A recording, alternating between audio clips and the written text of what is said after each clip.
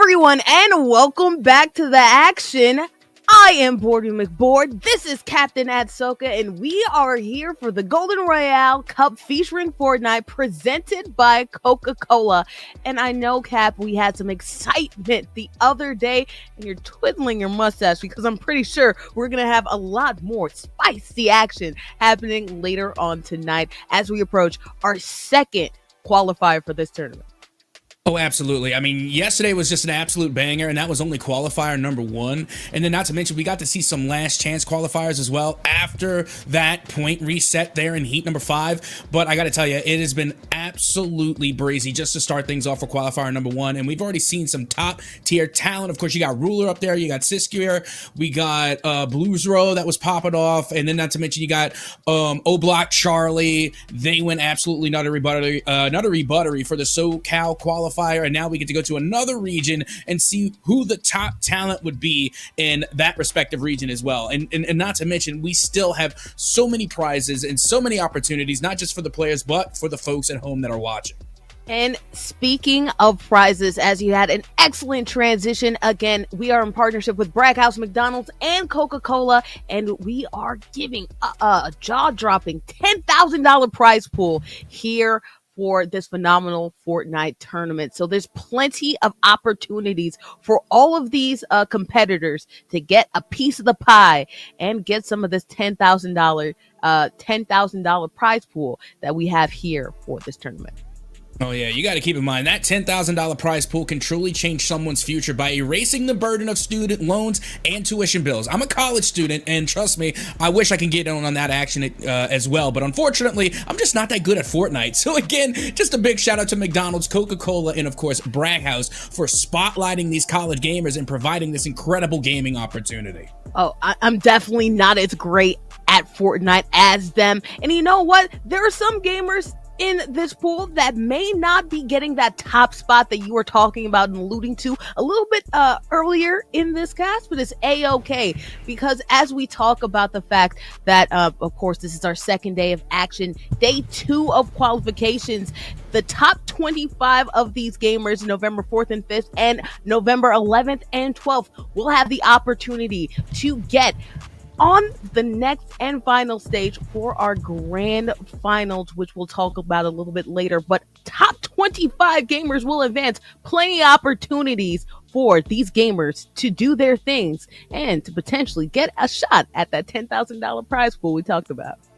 Oh, absolutely. And let's talk about the schedule as well, because again, we have to look at these dates and we have to let everybody know what specific regions are participating in these qualifiers. Qualifier number 1, which was yesterday, November 4th, that was SoCal. Today's qualifier number 2, this is going to be the Washington region. And you got to keep in mind, those brags are still up there too. The brags right now, all day yesterday was SoCal. Today is Washington. We got a whole new set of brags. Be sure to go in not only to get those brags in, but to get the daily chest so you can get your brag bucks as well, because today is where it goes down. Washington qualifier November 5th. And then of course, going into next weekend, we got 2 more qualifiers for the Oregon region on November 11th. And then we have the Kansas and Oklahoma as well going on the 12th, that Sunday. And then the grand finale is going to be on the following Saturday, November 18th. So again, a lot going down in these next couple of weeks. A lot going down, plenty of Fortnite action that we'll be seeing from several different spots and locations around this beautiful United States. But, of course, we're talking about a little bit of how the schedule works. Let's talk a little bit about how this tournament will work. As we talked about, the top 25 of these qualifiers will be advancing to the grand finale, but let's get into the nitty-gritty of how that works. There will be 5 matches per qualifier. The first 4 rounds will be the top 20 students of the leaderboard advancing. During these top 4 rounds, they'll accumulate points, whether it be through eliminations or whether it be through placement. We tally up those scores, they go towards a leaderboard, and the top 20 students from those 4 rounds again will be advancing. But then we add that special 50 on that 5th round, the points reset, and the top 5 students from that qualifier that didn't already qualify from the previous qualifier will be the ones that will be advancing. In total, that's 25 students, 25 people that have an opportunity to participate towards that grand finale in each of these qualifiers. Exciting action happening and exciting players, Cap, because we have to talk a little bit about those players as you talked about a little bit in the past. Let's see what they did. Oh, absolutely. Let's take a look at the leaderboard from the SoCal qualifiers. Of course, you got Ruler there in the #1 spot, who brought a balance of those limbs and placement points. They got a little bit of both there. And of course, Sincere, I think there's going to be a rivalry in the future between these two. Ruler and Sincere kept finding each other on the map time and time again, and one of the times that Ruler was denied one of their victory crowns, it was by Sincere. Sincere was one of the only people that could eliminate Ruler, really. And then Jamie on Toes on IG started in the 3rd spot, then dropped all the way down to like 7 or 8, and then managed to work their way back up in the following heats. 9, again, one of my favorites just because they're a little bit of a ratty catty. They only got 1 limb throughout all 5 qualifiers yesterday, and yet they are in the top 4 because of the placement points. Truly spectacular. And then Blizzro was one of the main talking points yesterday, constantly came up in conversation because they popped off on limbs. They top fragged. They had the most eliminations in the entire lobby throughout all of the qualifiers. So again, that top 5 looking pretty stacked from SoCal. That top 5 looking pretty stacked, but we talked a little bit about this top 20. Let's talk about the other 5 because, again, these were the first 4 matches that we see. The first 4 matches points tally, and we got the best 20 out of that. But now we have to go towards that 5th heat for the people who didn't qualify in those first 4 games. This is the second chance pool that we were talking about in that 5th qualifier. You have people like Ruffles, people like Key James, which we interviewed yesterday. It's really exciting to see all these gamers not only game against each other. Of course, we could talk a little bit about all of the hype that you're getting from the top players, the top point getters, but there are plenty of opportunities for a lot of these gamers that, hey, I didn't do well that first 4 games, but hey, this next game, I have a chance. And that's exactly what we saw. Plenty of opportunities to get those sticks underneath you and to head towards the action. And speaking of heading towards the action, as Cap said, is our second qualifier that we're heading into, and we're talking a little bit about the Washington region, right? All the schools that we're talking about will be in this Washington region, and it's interesting because this is a new season of Fortnite. We're one of the very first Fortnite tournaments for this season, Cap. And it's interesting to see the different strategies. You know, last year we had a tournament and we saw players really utilizing jump towers to get the point A to point B. This year, to get to point B, they need to use the grappling techniques. They need to use building because we didn't have building last year. There's tons of different ways, especially with this new season, that we're seeing these competitors really reassess their game, remix it in order to make sure that they can hopefully be one of the top players on our leaderboard.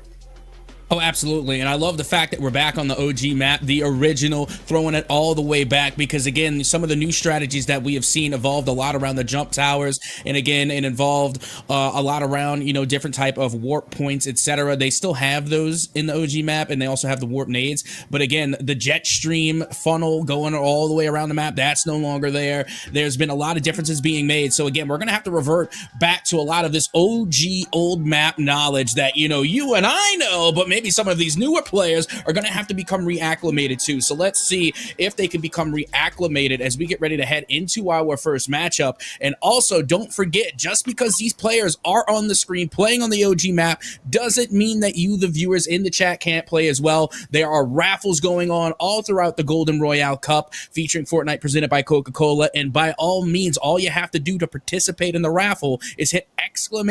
raffle throughout the stream, and you're automatically entered. Absolutely. Make sure you're typing point leaderboard if you would like to see what is happening. Of course, we don't have a leaderboard right now. We're just starting to our new set of games, but that's coming on the way. And also, too, don't forget to hit exclamation point app so you can download that McDonald's app. Plenty of opportunities to get some of that merch that Cap was talking about, whether it be through the raffle, whether it be through earning brag bucks, or whether it be through that McDonald's app. Plenty of ways to win, and we'll see who we get as a winner. We're jumping into our Fortnite action right now. We're in to Bugnacks right now, and I like it because they have that Aloxel. I forgot what he called those creatures, skin. But they actually dropped into Tilted Towers. We have 2 players who are in Tilted Towers. We talked about it yesterday, Cap. Not a lot of players are going at those POIs. Seems different, at least for this Washington qualifier. Oh yeah, now you take a look, Twisted Drew is here along with Bugsnax, you know, right across the way. And I gotta tell you, I was playing earlier today and I dropped the Tilted Towers just because I wanted the smoke. Like, I really wanted all the smoke. I wanted to get into an opposition, into a crossfire right away. Like, I was looking for the fights, I was looking for the action, and more importantly, I was looking for elimination. So I'm wondering if these 2 players are also looking for the same amount of smoke. I'm wondering if they're trying to get the eliminations in early and find those elimination points like we saw with Blizzro yesterday during the SoCal qualifier. So again, I'm just waiting for these 2 to find each other here in Tilted. Oh, absolutely. You know, as we talked about before, there are several ways to win. You can win via placement points or through eliminations. And we've seen players who are more focused on eliminations, unfortunately, not get as high as you would think because they didn't place well as well. So there's a balance that you have to do. Of course, shout out to the wonderful people who are in chat. We have somebody that is looking out for a particular player, and that is Crater Arctic Kitsune. Arctic Dark Kitsune said, shout out and let's go, Crater. So hopefully we'll see them in the tournament. It could be Kitsune. Like, that's what it sounds like to me. When I hear Kitsune, it makes me think of Kitsune, but also at the same time, I'm a weeb. Like, I watch a lot of anime, right? So, like, as soon as I hear Kitsune, I'm thinking Kitsune. But that's just me, though, again. I don't know what to tell you. I'm sorry. I admit, I'm a weeb. You know, I see Naruto, and we got, you know, of course, Sasuke in Naruto. So, clearly, not Naruto, I'm sorry. We got the whole Naruto bundle in Fortnite. So, I mean, come on. I mean, at least there's got to be some of the community that is also, you know, a weeby nerd like myself. So. Oh, you know, I thought for years it was pronounced Kitsune. That makes a lot more sense. Shout out to Shippo, who actually made me acclimated to that. Speaking of acclimated, Twisted Drew got acclimated to Bugnacks. Bugnacks snatched their opportunity of getting anywhere higher in this match. We have our first skirmish that we're seeing for this qualifier. Bugsnax going out on top. And you know what? It's a shame, too, because I honestly thought the opponent there, the other player, had a cooler skin, you know? Like the Nebula, the Infinite Universe Nebula-looking skin. That also, it did look pretty nutty. And then, you know, we're making our way over to Crater now, who is, you know, just outside of the shores there, and looks like they have all of this loot to themselves, but it's not the biggest POI, but it's still pretty nifty. And not only that, but it looks like it's inside of the circle as well. So, and also I got to mention that it's elevated. We talked a lot about the high ground yesterday. So being able just to find this POI to yourself and just start out with a decent amount of loot here should bode well. But now eventually they're going to have to make their way more inward to Snobby Shores. Oh, absolutely. And that's the thing, right? Getting high ground is good mid game, maybe even a late game, right? Depending on what you have, how many materials you have, of course, your loadout as well. But unfortunately, in the early game, you're dropping at a location that doesn't necessarily have a lot of resources available to you. We talked a little bit about how hard it is in the OG Fortnite to really find materials. There's no loot graves. There's not a lot of places that have just hidden treasures, vaults, any of that. You're going to have to really find spots and points of interest that have materials, and if it's not named, it can be very lonely, and you have to hope that you have the luck of the draw to actually get what you want. Yeah, you know, speaking of, we see Crater now using that Rift nade, being able to put themselves back up high and relocate. And that was one of the things I was actually going to point out about the OG map in comparison to a lot of the newer installations is that, you know, traversal is not as easy. You know, you got the grapple gun, but that's like the best you got. You got a couple of zip lines here and there. But again, there are no jump towers. There's less and less vehicles. You have a golf cart. If you get lucky, you'll run across a golf cart, and that's it. You're not going to get a high-flying rock octane. You're not going to be able to find, a lot of these big ATVs. You're not going to be able to find the monster trucks, etc. You're going to be stuck with a golf cart at best. So again, whenever you get an opportunity to really find yourself going from one area to another quickly, you got to take advantage, because I got to tell you, on the OG map, things crawl kind of slowly along here. Oh, even things like wolves, dinosaurs, right? Chickens, right? Maybe I've seen people use that as a traversal item, especially if they're up high. You really have to make sure that you find something like a grappler, something like a rift to go. Maybe even an impulse grenade if you use it correctly. Unfortunately, the way these impulse grenades work is that you can be susceptible to fall damage, so you have to use it correctly so you don't end up putting yourself in a precarious situation. But traversal, as you said, so important, especially as you get into late game, making sure that you don't put yourself into a precarious situation. And Crater might have done just that as they enter into Tilted Towers. Of course, we already saw that one person got packed out in a skirmish in this point of interest. Let's see if they end up going next to each other and then I'm getting into a skirmish. I mean, this is exactly what I'd be looking for right now, especially if I was Bugsnax, because the thing about getting an elimination is that you get all the loot that they had already collected. And now Crater, you got to keep in mind, they don't have the best loadout. They have a gray assault rifle. They got, the green pump shotty, and honestly, the best thing they have is that nade launcher. But, it's the resources they have, the ammunition, the extra building material. That is what you get. And right now, Bugsnax has a huge advantage because they had one other person here in Tilted Towers earlier who did a good bit of mining for resources, ammunition, weapons, etc. And all of those now went to Bugsnax. So if they find Crater, they're only going to add on to their collection. As you can see, Crater trying to get a read now on where Bugsnax could be.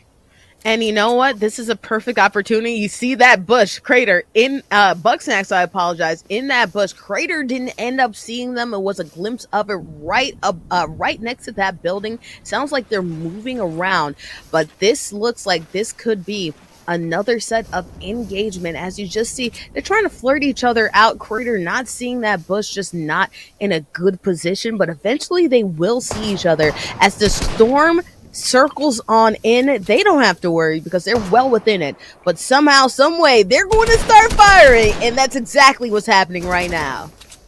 I mean, I would drop these nades down. They didn't even start building yet. That's free damage. There you go. You see, they switched over to the nade launcher. They're thinking about it, and now finally the nades do go out. But now you're going to be letting Bugsnax know that you have a nade launcher, so get ready to see a lot of builds. I was legit using the nade launcher myself, blue nade launcher, over 60 shells, and the person just kept building and building and building, and I'm wondering how much material can they possibly have. And it was just so infuriating because I ended up using all 60 shells, and then the person ended up running away, and it was such a heartbreaker. I didn't even know it was possible to acquire 60 shells for the grenade launcher. Yeah, if you catch about 4 or 5 bodies, you can. Hey, Cap said, this is a problem where Cap be capping sometimes, because Cap be saying, oh, I'm not that good. 60 shells, my friend. That means that you are really packing them out and putting them to the lobby. So, hey, Cap is capping when he comes to his Fortnite game. Right now, we'll see if Crater is capping, or at least the person that was hyping them up, the Arctic Kitsune, I apologize, in the chat was hyping them up for certain. But right now, they're just really playing it safe. Pot shots here or there, not a lot of action. You see, they're still holding on to that pump shotty, and they need to bring in closer to range just so that if they're going to engage in this fight, that's what they need to do, because right now they're mostly just wasting their AR ammunition, and that's not going to do them any good, especially because Bugsnax haven't really used a lot of their ammunition. They sent a warning shot or two, and then that was about it. You can see now some of these nade launcher shells are a little bit off the mark, but again, you know how much building material Bugsnax has been able to accumulate since they've been here in Tilted Towers. You got to remember, this was their original POI. They have been here since the very beginning of this matchup. And Crater didn't necessarily fall on a location that was resource rich, right? So they actually are a little bit behind when it comes to exploration and really perfecting their loadout. Again, that looks like it could be a scar, so hey, that's something, right? But unfortunately for them, good thing they didn't acquire fall damage right there. Good job for that. Unfortunately for them, they didn't have the proper loadout to really attack them from far away. That's why they're engaging close up. You do have that pump to your advantage. Go ahead, engage, because you can't just keep on wasting your bullets doing and flirting with each other from far away. Somebody's going to have to do something, dang it. Oh yeah, eventually that's what we're going to get to. I mean, somebody, like you said, eventually is going to have to make a move. That is exactly what is going to happen. But right now you can see it is going to be Bugsnax who is going to be trying to make their way into the fortifications of Crater. They're going to be the ones making that move. And already the switch to the pump shoddy has been made by Crater. Crater now kind of on the defensive here, as they were just playing a whole lot of offense only a moment ago. Absolutely, building a half wall to make sure that they have good cover for them. Really, not shying away from building those forts and bunkers also too, to make sure they can have even more shielding opportunities. But again, we'll see who really decides to do anything. You know what this reminds me of? You know, like, you know, in middle school, you'd be texting somebody and like, oh, I'm going to flirt with you, this. And really, you don't do anything. Like, you brag to your friends, oh, yeah, I'm going to flirt with you. Today's the day that I'm going to make the move. Nobody's making the move right now, all right? Nobody can take somebody to the Sadie's Hawkins dance if we're over here playing around, guys. You got to make that move. Let's see who finally decides to call them. Spoiler alert, I was never that guy in middle or high school, for the record. Spoiler, yeah, I was a wimp, so yeah, I were not they, but now Crater taking a lot of damage from Bugsnax here. Compliments of the tactical shoddy, it seemed like. Again, the rate of fire was awfully nice. And look at this, they got some fortifications down low. No way! They were able to find the limb on Bugsnax with what looked like the very last nade in that nade launcher, sustaining so much damage. I really didn't think Crater was going to get out of that one. Oh, absolutely. But that's what happens when you put a grenade in a foxhole, right? There's no room for them to go, and Bugsnax was really just caught into a situation, especially the way that they built, in which they really didn't have a lot of options to escape out of this. Crater doing a great job cratering out the fortification around Bugsnax and made sure that they were caught in a hard place and had nowhere to run. Good job, and actually doing a great job upgrading their equipment too. Now they have that blue scar instead of a regular one here, so only wins right now for Crater from that skirmish. You see, honestly, I don't even care what color the scar is. Well, that's cap. I definitely do. Again, I'm basic. I'm very color coordinated when it comes to my weaponry. But with that being said, what I mean is that what I'm focusing on is the amount of ammunition. They started out with like maybe 70 auto rifle ammunition. Now they got over 200, nearly 300. And then look at the pump shoddy shells. You have over 100. That is going to do so much work for you. Again, that's why it's so important to win a lot of these skirmishes early and to get some early EP, not just for the points that you get from the eliminations, but for the ammunition and the building materials you get to take away from somebody else. It really accumulates, and now you can see that the ring is starting to formulate northwest right outside of Tilted Towers as we make our way over to Ally Zombie. The best way to loot is to get somebody else to loot for you, right? And as you see right here, that's working out right now for that participant. But let's go a little bit to here, as you talked about the Northwest region. Ally Zombie going against an opponent right here. A little bit of a precarious situation again.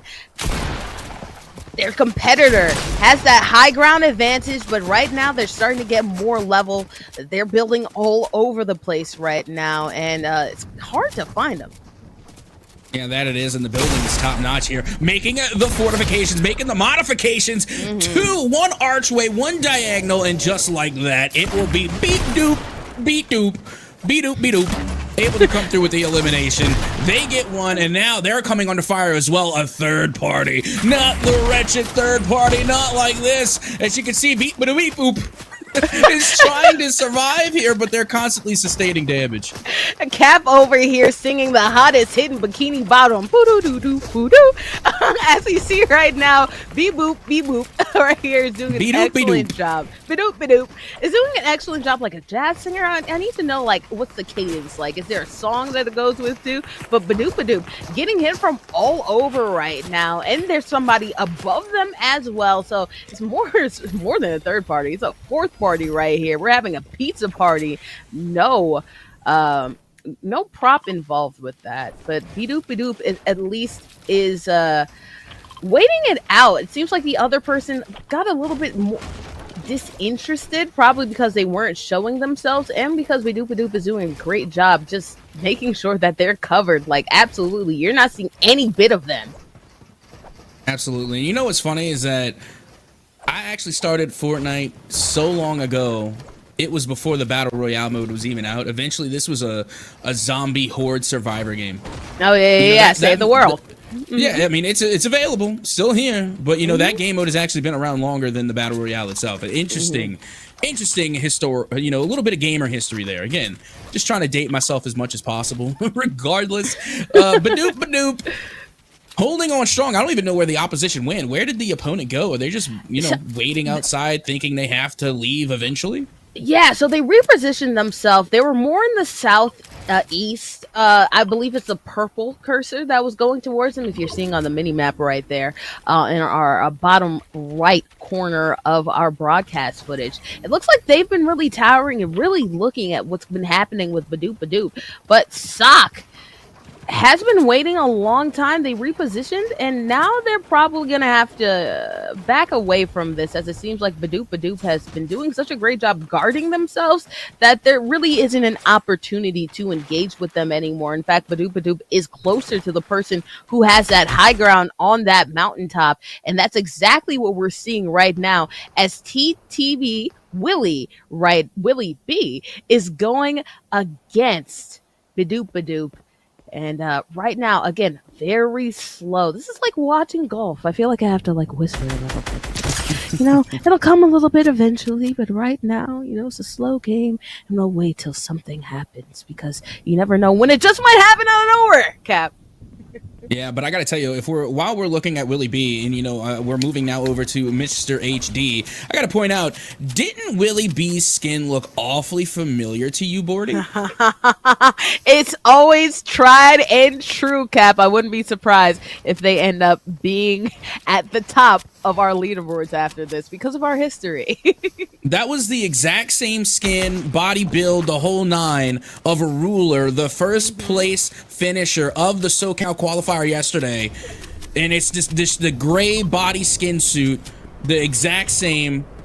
And I will be intrigued if they end up, you know, being in the #1 spot here today, because again, much like last year, it was those single-tone, single-colored bodysuits that were just getting the dubs back to back to back. But Mr. HD now has a read on one player underneath the stairs, hidden under the stairs. They're going to try and push their way in. Mr. HD, they get the read. A rocket goes out, but the shotgun trying to put an end to Red Dead plays. Mr. HD, with only 4 health remaining, was able to take a shotty to a rocket fight and take the dub in the process. Clutch as I've ever seen it. One hit and still gets it done. That's a great job by Mr. HG, but unfortunately, their opponent just backed themselves into a corner, and we've seen 2 eliminations so far come at the hands of honestly just having bad positioning. At the end of the day, I find Zero build, this happens even more, but even in build, this happens too. You don't want to be caught into a precarious situation.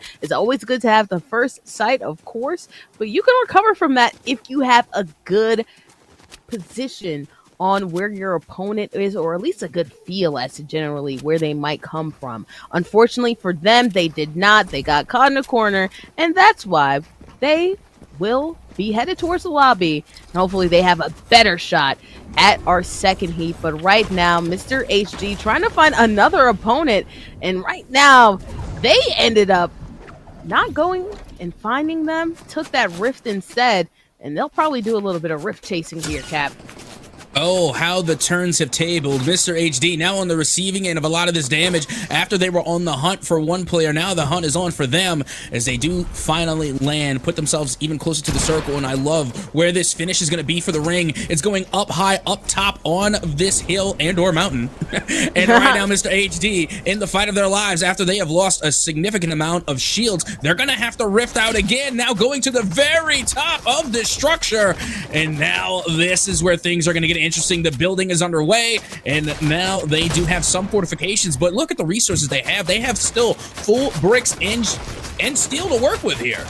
Oh, absolutely. Honestly, it's their construction plans that they have to worry about rather than their materials. As you see right here, great loadout. And if you're getting towards the end, it's really nice to have that heavy. And it seems like they keep on replacing and replacing and replacing that the gunfire that they're receiving right now, because somebody is hot on their trail below them.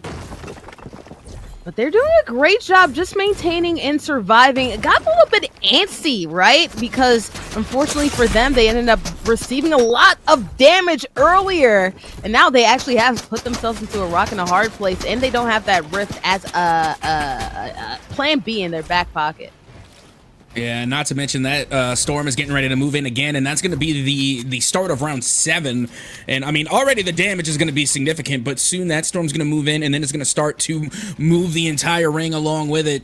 So this is going to get even more difficult as time goes on. Now only 5 seconds remaining here in circle number 6.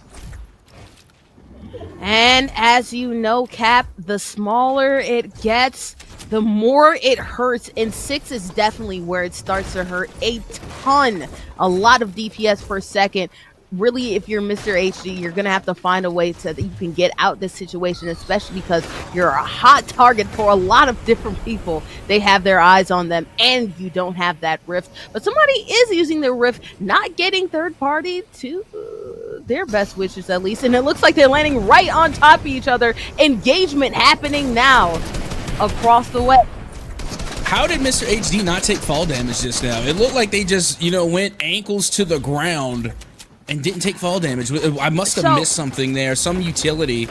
Yeah, as I said, there's really few utilities to really negate fall damage, so it must have been a zip line, because that's really one of the few ways that you can make sure you don't succumb to fall damage. But talking about damage right now, Mr. HD not in a good spot because they have no shield, and on top of that, somebody's hot into their trail. They don't have a good eye on them, and instead they get packed out right now.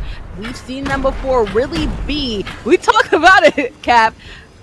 They have that single suit, that single colored suit, and right now they're at the top of our leaderboard, 6. Let's see if they actually close this out, and if it is, then this becomes canon, right? If you have that single colored suit, you're just automatically god tiered at Fortnite. I'm just gonna assume that.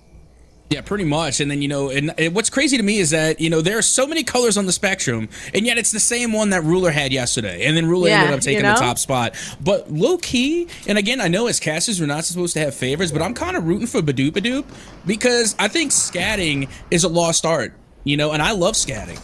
Me, Jack Black, and Badoop still keeping the tradition alive. Oh, absolutely, right? Everybody remembers Mr. Scatman. That was a banger back in the day. Let's bring scatting back to action. Ella Fitzgerald it up in life, okay? Sock trying to sock it to him and try not to get packed out, but unfortunately for them, they do. Badoop. Getting repositioning right here, now on top of the world, trying not to hurl down because being on top is really good for a player in terms of vantage, but as you talked about, Cap, you get to the bases of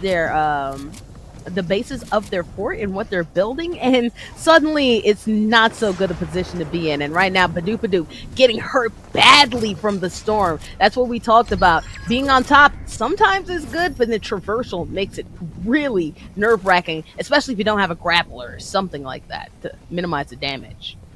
Yeah, the good thing for Badoop is that they had other players be eliminated, and now they're in the top 3, looking to put themselves in the top 2. Here comes the third party, but Badoop will go down thanks to 240 Hertz Khan, who is able to take out the shoddy ASAP and put it into Badoop. And now it is just them, and I believe Willie B, the one other survivor here, if I'm not mistaken. They got the campfire up and now trying to rebuild. Not sure how many resources they have remaining in order to do so, as that ring will begin to move. Here comes the next storm, moving its way in, and now 240 Hertz Khan finds themselves 1v1 against Willie B, and somehow, someway will stand up on their 2 feet, moving along with the circle, but will be gunned down. Willie B will come out on top with the victory royale here in the first heat of the day. Ladies and gentlemen and non-binary folks, we have found a new meta for Fortnite, and it doesn't matter what your loadout is. It doesn't matter where you drop. It doesn't even matter what your build skills are. All it matters is if you have that blue skin or just a single colored skin in general, because you can make plays happen. That's exactly what we saw from Willie BTV. You know, I got a little bit nervous towards the end, Cap, because we talked about it. You saw that campfire at the end. That meant that they didn't have a lot of HP as we go through the highlights, and we talk a little bit about Ali Zombie, Bug Axe, and a lot of different people that we've seen before. They looked like they could have been low health. And of course, they were in that storm that hurt so much, but they were able to finagle their way outside of that. They didn't have great positioning, but at the end of the day, it's just making sure your aim is true, and they had their aim true right at the last minute and was able to make sure that they can come out on top. Yeah, and one of my favorite things about being an esports analyst is, really just trying to pronounce these names correctly on the first try. Like, that was Sock, but I'm either going to go with Sook or Soak, just because there's two O's in there. You got to pronounce that some type of way. But regardless, of course, our favorite name, Badoop Badoop, they got gunned down in the third place spot. So again, great placement. 240 Hertz Khan was able to get 3 limbs, placing second. Not a bad start at all, but it's all about Willie B, who was able to come through with this last clutch shot here from up on high, from the top rope, to get the final elimination and the first victory royale there in heat number 1. The first of plenty to come, guys. Again, I want to make sure that you guys are joining our raffle, !raffle in the chat. Remember, stay in loop by following Bragg House on Instagram for all things Golden Royale Cup, and stay tuned with Golden Gamers. Download the McDonald's app, as you see right next to me, for points towards free items at participating McDonald's locations. And speaking of McDonald's, I think it's time for you guys to see what they might have in their arsenal. We are going to go throw it to break so we can get ready for our next 2 of 5 heats that are going to be happening today. Board with board, Captain Ahsoka. We'll see you on the other side. Yes! McDonald's? McDonald's. Okay.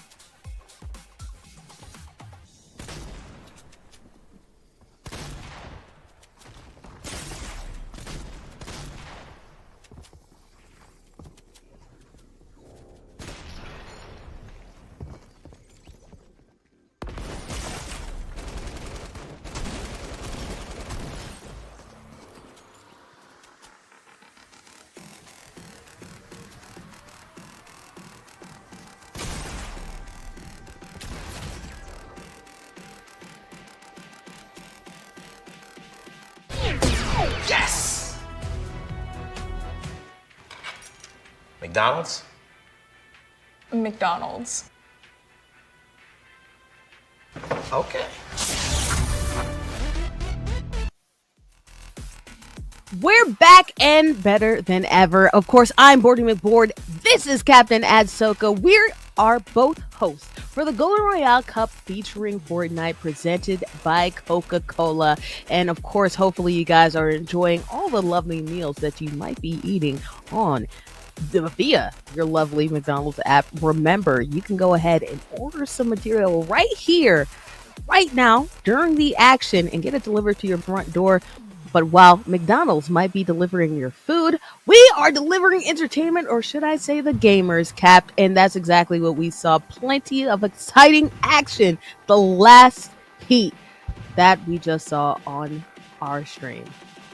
Oh, absolutely. I mean, we just got done with heat number 1, and I got to tell you, it was pretty heated throughout that first qualifier. Again, we got to see a lot of crossfire going on, and here will be your top 5 on the leaderboard. We're gonna have Sook or Soak again right there in the number 5 spot with 18 points total. Cairo Cat with 18 points. Badoop Badoop with 21. 240 Hertz Khan with 25, and leading the way will be Willie B with a total of 27 points. So these are going to be the players you're going to have to keep an eye out for the rest of these qualifiers. And remember, the top 25 will be the players that will be going on to our next qualifications, or our grand finale, actually. But we decided to show the top 5 for you guys just because, hey, we centered around the top 5. Why not talk about it? And we saw a lot of great things. Again, the new meta in Fortnite, doesn't matter what your loadout, what anything means. All that matters is that you have that solid skin, that solid color skin, because that's exactly what we saw from Willie B. Didn't see a lot of their gameplay necessarily. Of course, as we go on, there are more heats to come. We'll see a lot more of what they have to show for us. But we did see that they were a winner, and towards the end, they did have really good building techniques. So, hey, that should carry them far in general. Oh, absolutely. And the reason that we didn't see a lot of them in the beginning is because they were playing for the long game, which is what a lot of Fortnite players do. They will accumulate the resources, ammunitions, weapons necessary in order to carry them into the late game. And then once you start getting down into the 5th, 6th, 7th rings and the storm starts to move everybody closer in, that's when you start to get a lot of your elimination points. That's when you get your EP, just like we saw with Willie there towards the end. And 240 Hertz Khan, you know, they really weren't getting eliminations until the very end. Both of them, I think, finishing out with 3 eliminations apiece. But with that being said, I think we're just about ready to head into our next heat. So get ready as we get ready to go into this next heat. And don't forget to get your brags in with those brag bucks for an opportunity to win big with your predictions over on app.braghouse.com. Of course, go ahead and get your brags in. This, again, is the Washington qualifier. Top brag right now is, will a competitor from UW get a victory royale in the Washington qualifier? Get those brags in so that way you have an opportunity to win even more brag bucks. And I see a couple people in the chat saying, let's go CWU. If you believe in CWU, that means that, hey, why not throw some brags that way to make sure that you're showing that extra support, as we talked about before. App.braghouse.com. Go ahead and sign up, log in for an account, play some brags. You end up getting brag bucks as an award, and that allows you to get a slew of merch that we have available to you all. But now it's time to see a slew of action as we get into our second heat of our second qualifier for this Golden Royale Cup featuring Fortnite. APG 40 right now seems to be headed towards a contentious area right now. Again, not these named POIs that we're seeing right now, but unlike a lot of unnamed POIs that we normally see in Fortnite, this one at least seems like it has a lot of materials to it, and hopefully they can reap some benefits, because especially in the early game, loadout means a lot. But as you're seeing right now, talk about loadout bug snacks. Got our first elimination for the last game, getting another one right here, starting off hot. But of course, you need to make sure you drop on a weapon, especially if you're dropping somewhere where a lot of players are at. And it seems like Lazy is feeling lit right now. And it's already one elimination going the way of Bugs Nax, and they are able to get an early EP elimination point to their name. And they see somebody right across the way, too, here by Lazy Lynx. And this could be a very good POI. Honestly, this has to be the most contested POI that we have seen so far here tonight. I mean, earlier on, it was pretty spread out. Everybody had their own POI, their own loot. And things went pretty well into the late game, but it looks like Bugs Nax is still going to do a little bit of looting before trying to engage in that other person there, or other person here at Lazy Lynx. Yeah, and we saw Bugs Nax the last time, of course, when they had a lot of loot to their name. They were really building up things and really making sure that they had enough material in order to make sure that they can have a good battle between the two right now. Speaking of battle, Ali Zombie going against each other. We saw Ali Zombie ironically get our second elimination for the first heat that we saw. So hey, time is repeating itself here. Ali Zombie got into a contentious battle. Luckily for them, though, finding that good chug jug right there. Again, debatable about how useful it is late game, especially in close quarters while you're in an intense battle, building fortifications against another opponent. But Ali Zombie, at least in this moment, that's a blessing to see so early. Get full shield, especially after a skirmish.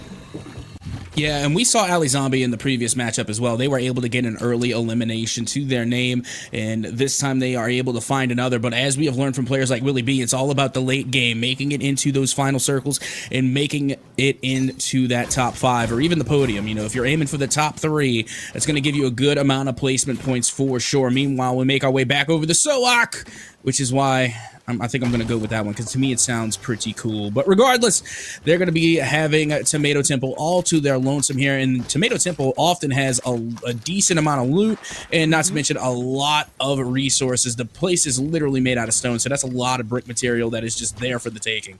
And you know what? You say tomato, I say tomato. I prefer sock just because I know sometimes when you're trying to create a username, hey, if you don't have that name, then you just add an underscore, you add another letter, the Stallion, Megan the Stallion instead of the Stallion, just one E. I understand, but hey, again, tomato, we all say different things, and honestly, we won't know until we interview some of these competitors, as we will throughout the night, to figure out what their name really is and how to pronounce it. Twisted Drew, though, I don't think we need any help pronouncing their name right now. They have some boogie bombs. We talked a little bit about it yesterday, Cap. Not a lot of people use boogie bombs to their advantage for our last qualifier. Hopefully it'll change, because if it does, it'll make for some pretty insane highlights for this tournament. I feel like that in and of itself should be a brag prediction. Will anybody get a boogie bomb elimination? That should definitely be up there. I would drop some brags on that for sure. But with that being said, we have yet to see a boogie bomb elimination. So, I mean, we got a total of 4 qualifiers and the Nationals. There's got to be at least one boogie bomb elimination somewhere. Absolutely. I'd put a couple BBs on that, so why not? Go ahead, app.braghouse.com to make sure that you have that, and also, too, the McDonald's app. I saw a lot of people hungry for some McChickens.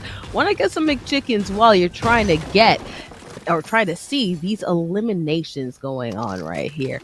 Good items right now that Twisted Drew is getting right now. That scar that we've seen caused a lot of damage earlier.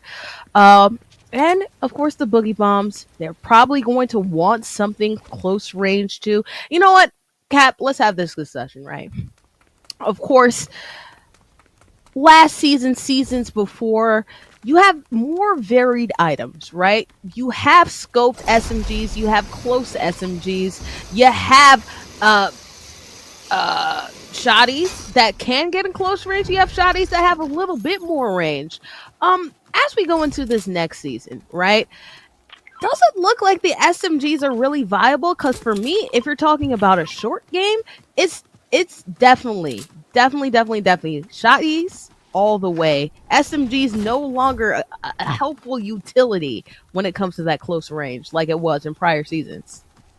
No, you're absolutely right. I mean, it is going to be all about the pump shotties. But with that being said, I think you could still work the SMGs into a composition. For example, if you're using a pump shotty, you know the rate of fire isn't going to be as high. So if you're able to land at least one successful shot with the pump shotty, you could switch that SMG to finish off your potential elimination. And I think in that way, it's still viable. It's not viable by itself like the pump shotty is. I mean, you can use the pump shotty all by its lonesome and still be pretty successful. However, with the SMG, if you accompany it with the right weapons, with the right composition, it can be viable. Again, there's a niche to it. Oh yeah, absolutely. There are niches to all these weapons. You know, I remember when we were talking a little bit about this a year ago. The Charge SMG was one of the weapons that seemed to be a little bit debatable. We weren't big fans, but hey, people were able to use it to their advantage. It's different strokes for different folks. And one thing I like about Mr. HD using that grappler on this lake. Loot Lake has a lot of different things. It's called Loot Lake for a reason, but unfortunately, the lake around the loot is so impossible to travel on. Unfortunately, unlike past Fortnite seasons, you can't swim, and it's just at that level where it's too high to go over, too low to go under. So really, you're just gonna have to wade through it. And honestly, your walk speed is very slow. It's very easy, especially if you are in a firefight, to get caught into a corner. Good job getting that grappler and using it on the lake so they don't get exposed. And now Mr. HD 47 here is in the middle of Loot Lake, but that circle, again, that storm is going to be moving in very shortly, less than 2 minutes to go. I mean, it's only round 2, so yeah, you could take a lot of that damage, but still, you want to get good positioning while you're ahead. Even though some strats, you know, they like to play towards the outside of the ring throughout the entire game, and that can be successful. Although, I think when you have a little bit of a lower player count like this one, it's not a full 100-player lobby, that you can actually afford to move in and get as much materials and resources as possible without risking too much. But you can see right here, it is going to be Sock. I'm going to agree with you here that we're going to go with Sock here, who is going to be taking a little bit of damage as they find themselves in the middle of a skirmish. Oh, absolutely, right now. And they got caught into the open. You never want to be the first person to receive damage in a firefight, but you never know what might happen, and you can turn the tables. Ooh, they tried to grapple into that honey hole. It didn't end up working out for them. Sock doing a great job building to get away and reposition, and it looks like they finally did it in such a way so they can reestablish at least a more fair playing field and aren't caught off guard like they were before. I was waiting for that fall damage. They barely saved themselves there. They did take a little bit of damage, but not enough for an elimination. They had to drop down low, put themselves into a little bit of cover, but will it be enough? They also have a grapple. One shot does land. Bugnax does take some damage there, but should be able to recover. But you have to remember that Chug Jug takes a good 15 seconds to get it all down, and you can see they are going to go for it here as that timer now ticking away. All their opponent has to do is drop down low, but it looks like they may have gotten out of dodge. That is so incredibly risky, especially if your opponent has something like that sensor that you can see if you go into your accessibility settings, where you can really see whether your opponent is healing up, somebody close to you is healing up, whether they're walking around you, whether you can see their footsteps. That really can put you into a precarious situation. Luckily for Bugsnax, they didn't have to worry about it. Their opponent decided to not be as aggressive, and right now they might be smacking their forehead for it, because Bugsnax was on life support. Instead, now they live another day and are closer to that elusive first one spot that they had a shot at right now. 11 opponents right now on the map. It's been a little bit quiet, but of course, as we approach Storm 3, that's when things start to heat up. And here we are at Dusty Divot. I used to love this POI back when it was Dusty Depot, you know, before it got hit by the asteroid. Way back when, again, showing my age a little bit here. And you can see Bugnax making their way over, does get a read on their previous opponent, who now decides to glide out, I assume, from the rift. And as another minute will pass by, that Storm Eye getting closer and closer down over towards Salty Springs and towards the rest of our players. And you know what? I am going to agree with you when you talked a little bit about the fact that, hey, you know, you can establish better positioning, especially with the fact that this is not as compact a lobby as a traditional Fortnite map would be, a traditional lobby quick play queue, right? Because it's custom, there are less players around. You can go ahead and make sure that you're in the circle. And I think that's a really good strategy if you have enough materials, because you can build a little bit of good fortification for yourself and really establish what the high ground might be. Right now, that player stuck in Dusty, and we are going to go on the other side, close to Salty Springs Crater right now, trying to scope out their competition. Cap, we talked a little bit about this too, because it's less condensed. We are probably going to see a couple items. We're going to see a tactical, of course, tactical shotgun, pump shotgun, etc., for close quarters. But we're going to see a lot of scoped items. We're going to see the Scar. We're going to see the sniper, the bolt sniper. We're going to see a lot of these items so players can really establish a good place, decide when to move when they're comfortable, but then scope out another competitor that might be moving towards the circle. It looks like Crater is using that exact strategy. Yeah, they do have a sniper, but it's only got 3 bullets in the mag, you know, so again, they're going to have to rely a lot on that AR, and they do have at least 1 golden weapon with them, so again, that is a great find here in the late game, as that storm will begin to move in any moment, and a lot of these players are going to have to continue on, making their way to Fatal Fields and Lucky Landing. It's going to be a South Shore finish here, oh, at least that's what it appears to be so far, as the storm will begin to move in just a minute. And you can see Bugnax all the way towards the outside, right on the edge of the ring here. Is going to have to make up a good bit of ground to make it in the good and make it inside of that circle. Absolutely, and their closest competitor seems to be moving away from them. So this is an excellent time to reestablish all your materials and really get things that will help you later on into these fights. Talking a little bit about fighting Fatal Fields, there seems to be an opportunity for some action right now. Snappy putting themselves into position to potentially go after somebody that's right around their corner.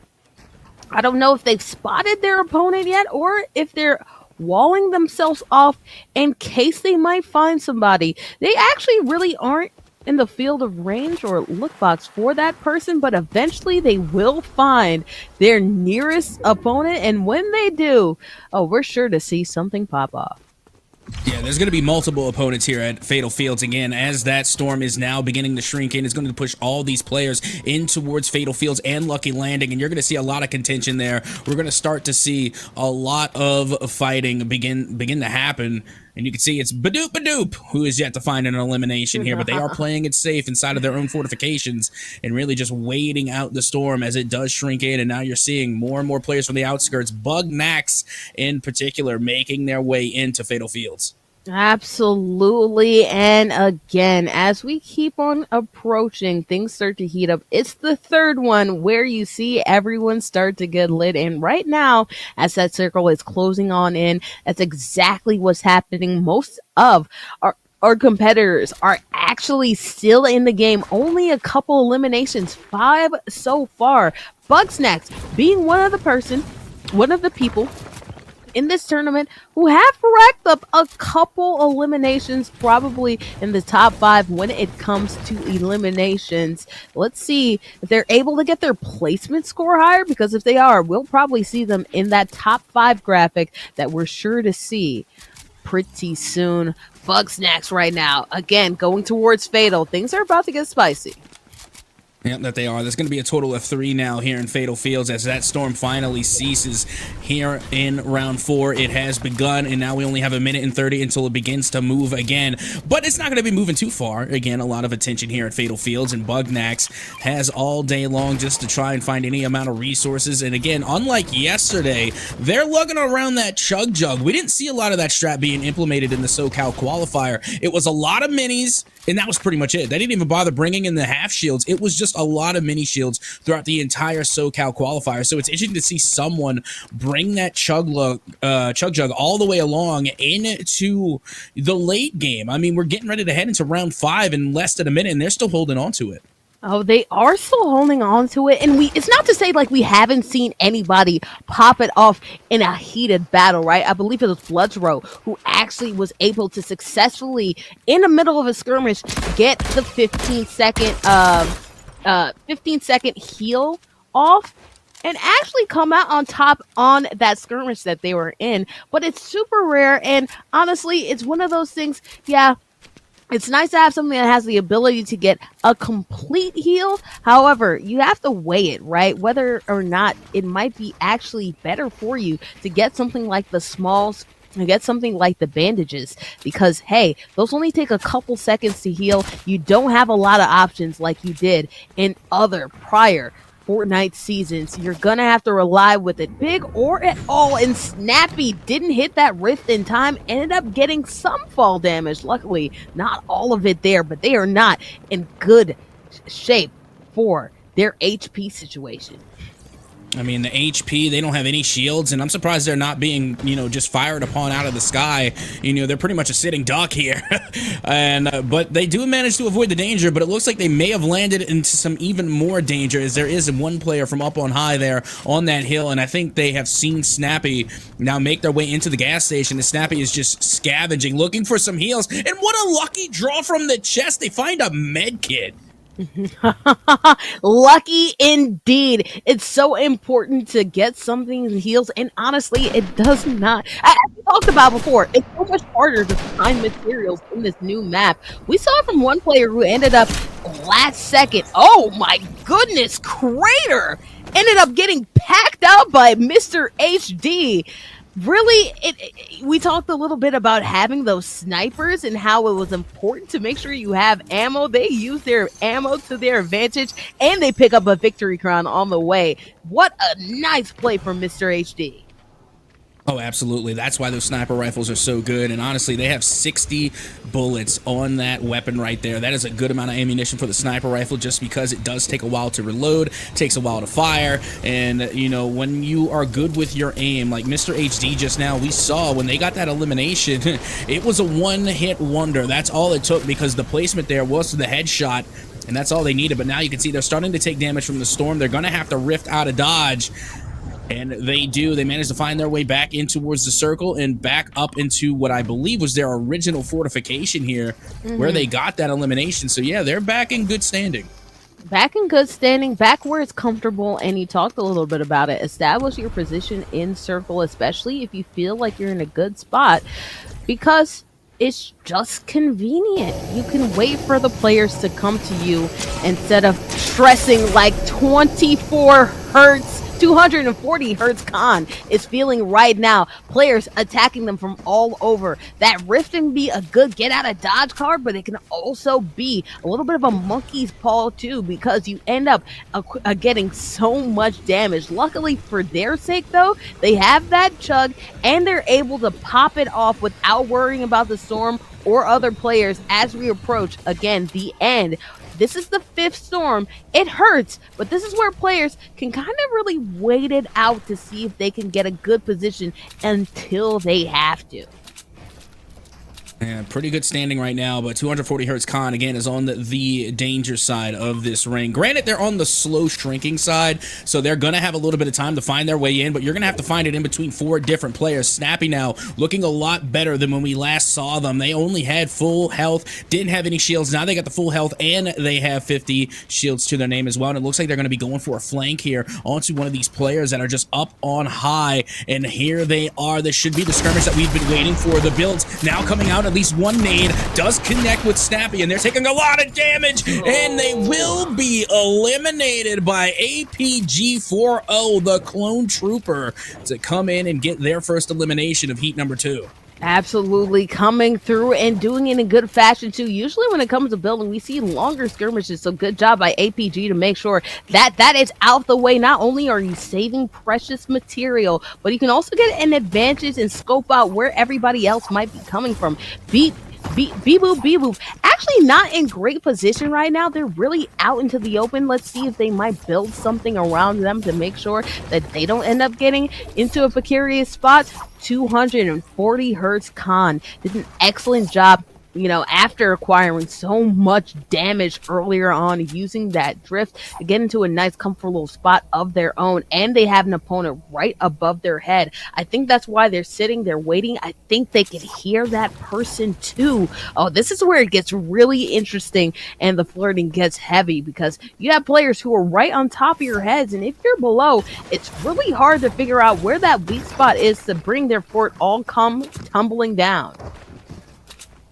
And 230 hertz Khan again, and like you said, in a little bit of a detrimental position here because they are operating from down on low, and we know how important the high ground is in Fortnite. But look at the outside of the ring. There are only 2 players that are like really inside of the safety of that ring. Meanwhile, everybody out is from the outside. So on this next ring, on this next push from the Storm in round 7, this is where we're going to see a lot of skirmishes. This is where we're going to see a lot of eliminations. Get ready, as now the Storm will begin to shrink in. Less than a minute now. Round number 7 will be underway.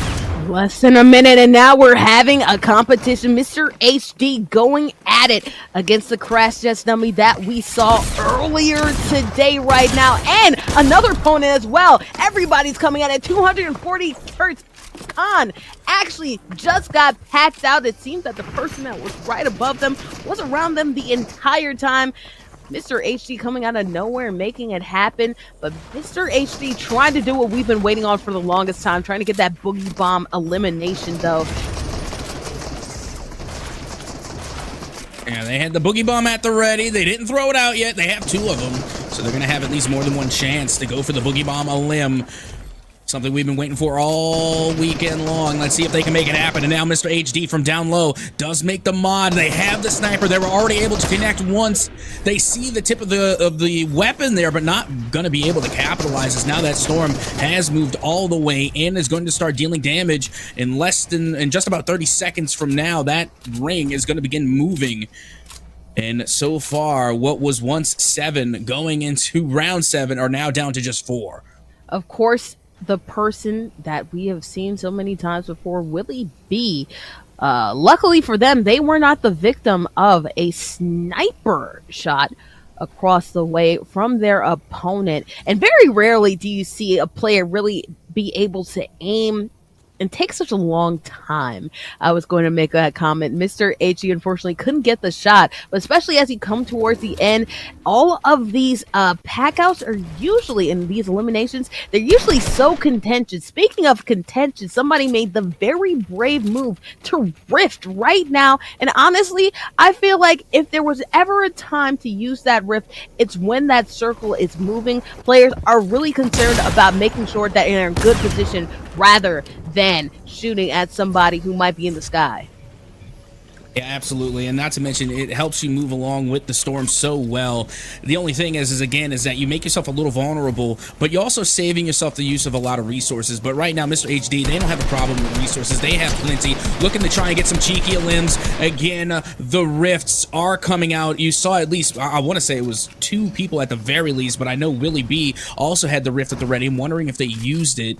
Right now, Mr. HD able to recover and find themselves in the good graces of the ring, but right on the outside, and they have some cover to work with here. And you know what? The question is, when do you use that chug jug? Is now a great time? You won't have the time that you have right now, especially in this small scenario, this close quarters for opponents in such a small circle.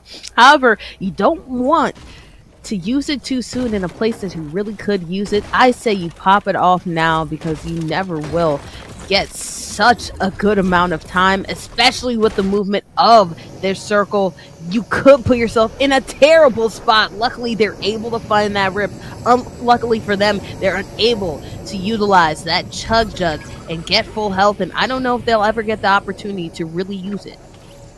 Yeah, and there's also another player soaring the skies now after using their Rift Bomb as well. And it looks like Mr. HD is going to be the first to land, trying to play this one out here so that way they can start getting some shots fired. Meanwhile, they are going to be fired upon. Only 7 health remaining. Throw down the campfire. Do something, but it won't be enough. They will be eliminated. And now only 2 remain. It is going to be Willie B now taking on AG.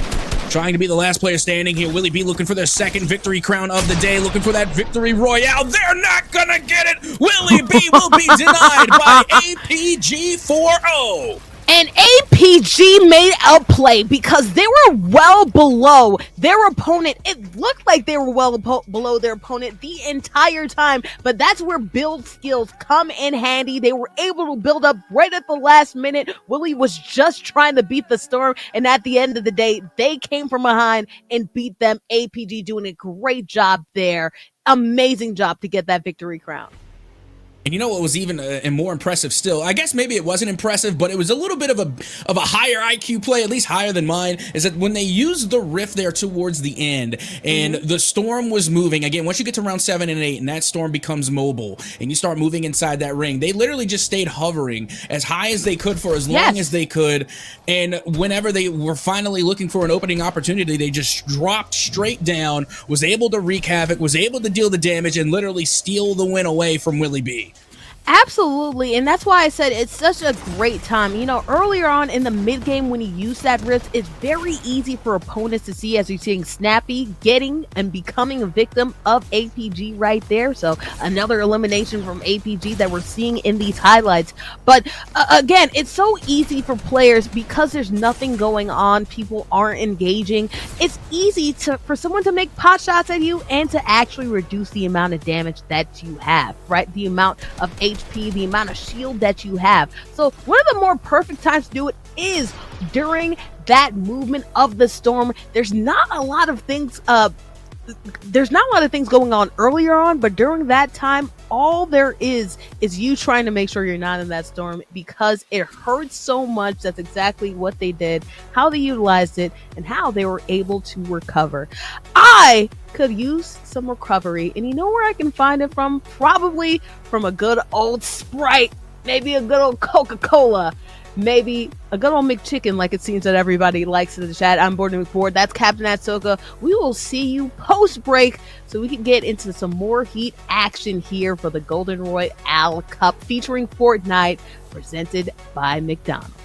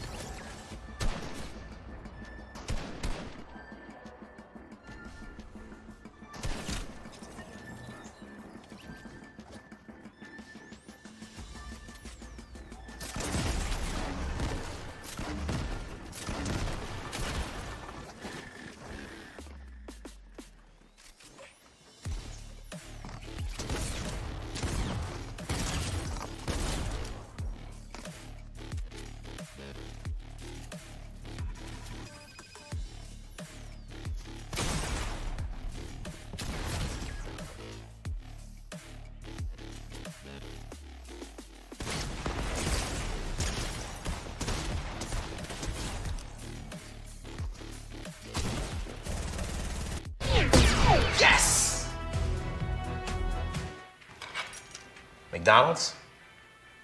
McDonald's. Okay.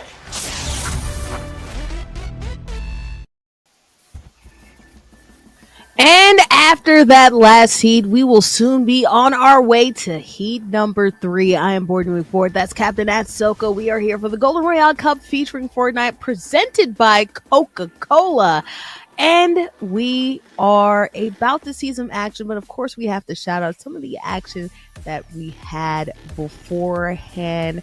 We had a new winner, right? Second place ended up being the person who was in first place, but they're still in first right now. It's Willie B that we saw and get a second victory. Well, I'm sorry, second place after getting a victory crown initially, but they're still doing their thing and they're doing it great, Cap.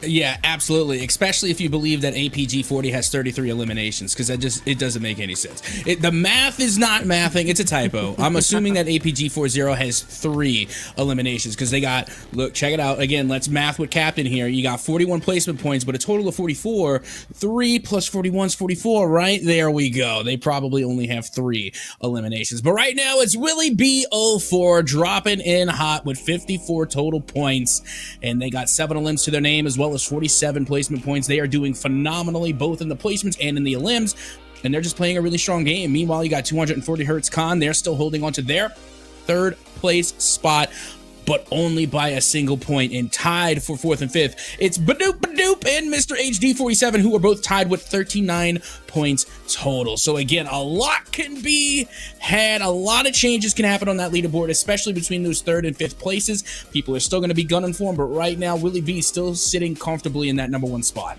Hey, if APG is able to somehow rack up 33 eliminations with the amount of games that we've played, hey, we're bowing down to you. I don't care what it says. Honestly, when it comes to the placement score, they would be up there. Of course, typos happen. Everybody has their off days. Who hasn't had an off day at least yet is Willie B. And we'll see if they can continue it. Got a victory crown the first time. Got second the second time as we approach again this heat. Again, we're a couple games away from having that reset round, but right now it's all about racking up those points, racking up those eliminations, and seeing strategy. And we're seeing a little bit of strategy as we go on, and especially in our final circle, Cap. The final circle is where we see people really find a way in an art to really utilizing that rift. Sometimes people use it much earlier, probably Storm 6, something like that. They end up taking up a lot of damage, but if you use it that meta we're talking about establishing, it's not just about having that single colored skin, right? But also about really understanding when to use that rift, and that rift during that 8th moving storm seems to be the spot where you want that to happen. Yeah, not to mention, you got to use the Rift Bomb, or whatever we want to call it. You want to use the Rift whenever it's convenient for you to get the most amount of points, be it, your elimination points, or if you're trying to go for the placement points, like we saw APG. APG were able to use that Rift perfectly, but unfortunately for Snappy, they didn't have a Rift nade. There was no way for them to escape, and the first elimination point is going to go to Twisted Drew. But with that being said, there is also opportunities for people in the chat and the folks at home to get points themselves. Don't forget to get your brag bucks in on the braghouse.com site, so that way you can get your brags in. Currently, there is a brag going right now. Competitors from which college will have more eliminations by the end of the Washington qualifier? Will it be Gonzaga, UW, or WSU? Get those brags in, make your predictions so you can get in on all of those brag bucks. I've been seeing a lot of CWU fans out there on the chat, so I'm expecting there to be a couple brags thrown in their favor. Remember, you can utilize brag bucks to make sure that you're using these predictions, and once you earn enough, you qualify for plenty of merch that we have available at Brag House. Not to mention that you can also secure some brag merch and merch in general by going ahead and do exclamation point raffle in the chat. Plenty of opportunities for you to win and keep on winning here. Speaking of keeping on winning, we're going to Willie B. They just keep on getting towards that podium. We'll see, though, if third time is the charm and they can be in the top 3 for a third time here in the middle of our action here for today. But they've been doing a pretty good job. And Ali Zombie talked about getting packed out early. Honestly, I feel like Ali Zombie has been doing a pretty good job in this competition. But hey, sometimes you just run into somebody at the wrong time. Yeah, that definitely does happen, especially if you run across somebody with like APG or if you're running across Willie B. It's usually never the right time to run across them, though, right? I mean, Willie B, again, already has one Victory Royale to their name. We're in heat number 3. They're looking to get another. APG has the other Victory Royale crown, but these two, regardless of their placement, have been the top frags, at least so far. Again, Willie B, I think, is leading the pack when it comes to eliminations with 7, and that's going to be a 7 additional points, on top of the Victory Royale and the placements that they've already had. Remember, they came in 2nd in that last heat, so that's still a decent amount of placement points going their way. And to mention, we're talking about all these Victory Royales and, these crowns going out to these players here. There's still an opportunity for the folks at home to win, too. Just reminder to hit ! raffle in the chat so that way you can be entered to win some amazing prizes and merchandise compliments of a Bragg House, McDonald's, and Coca-Cola. So don't forget ! raffle in the chat so that way maybe you can win your own victory crown. Absolutely. We're all winning today. We're all trying to be like Willie B here. And right now we're seeing what we saw yesterday. All these players really in their own world at their own POI. It seems to me, at least for this set of crew, they're actually landing in these POIs and actually here, actually in the mix just outside of Paradise Palms right now is APG, the winner for the last heat that we saw, heat number 2 here. Again, 5 ones happening for our second qualifier today. Oregon is the region in which we're focusing on. And APG, this area can be a little bit scarce. It's always a risky drop here because it is on the outskirts of the map. You never know where that circle is, and you will have to travel far if that circle centers around the northwest part of it. Luckily for them, though, they're well good. They're in a great position. In the circle centered around them. They're headed to Paradise Palms, though, because as I talked about before, it's about making sure you can get some good loot, too. And that area, not very loot fresh, unfortunately, or loot rich. I apologize. Yeah, I'm always about the loot, and honestly, that's probably why I lose Fortnite so much, is because I'm more fixated on looting than I am actually getting on eliminations and surviving. I don't know. I'm a looter at heart. I don't know what it is. If I see something shiny, I gotta go towards it, and often that's bait. We've seen a lot of players often use loot as bait, and I fall for it every single time. I'm like, hey, look, something shiny, and then all of a sudden I get eliminated. But what can I say? I am a looter shooter till the bitter end. Ooh, piece of candy. I'm definitely Peter Griffin when it comes to, hey, there's something else going on. In fact, I'm not as bad as one of my friends. One of my friends will literally sit there and continue to fish while the rest of our squad is under a firefight. Hey, some people play Fortnite their own ways. For some people, it's about the eliminations. For other people, it's about the emotes. That's what I love so much about Brussels sprouts here.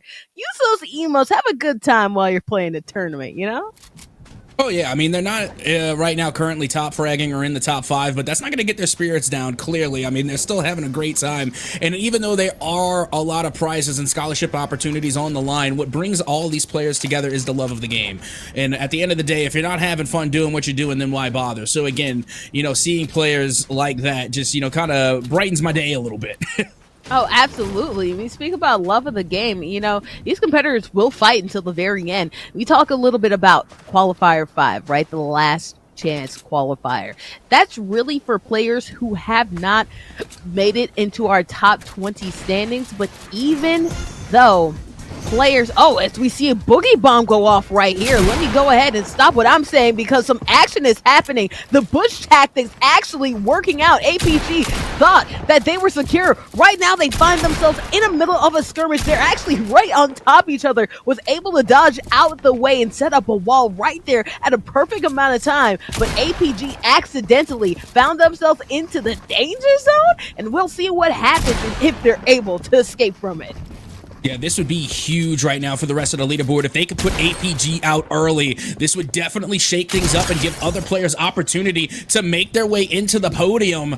And right now, APG taking a lot of damage, have to get an emergency 50 in. They do have a little bit of time to possibly get another 50, and it looks like they're going to go for it. They're going to go for the 50 shield, but no, their fortifications are being depleted, and now APG from up on high has the advantage and will rain down terror onto Crater and get the elimination and stay alive here in heat number 2. I don't even know if APG was able to see their opponent, because I certainly didn't. That looked like a complete shot in the dark, but it looked like they could see through the matrix, and they were able to find a way into their fortification and get it done, get the elimination. That is a clip if I have ever seen it. I know if I were APG, all I'd be doing is just making a stank face for at least this first portion of the tournament, because that was wild.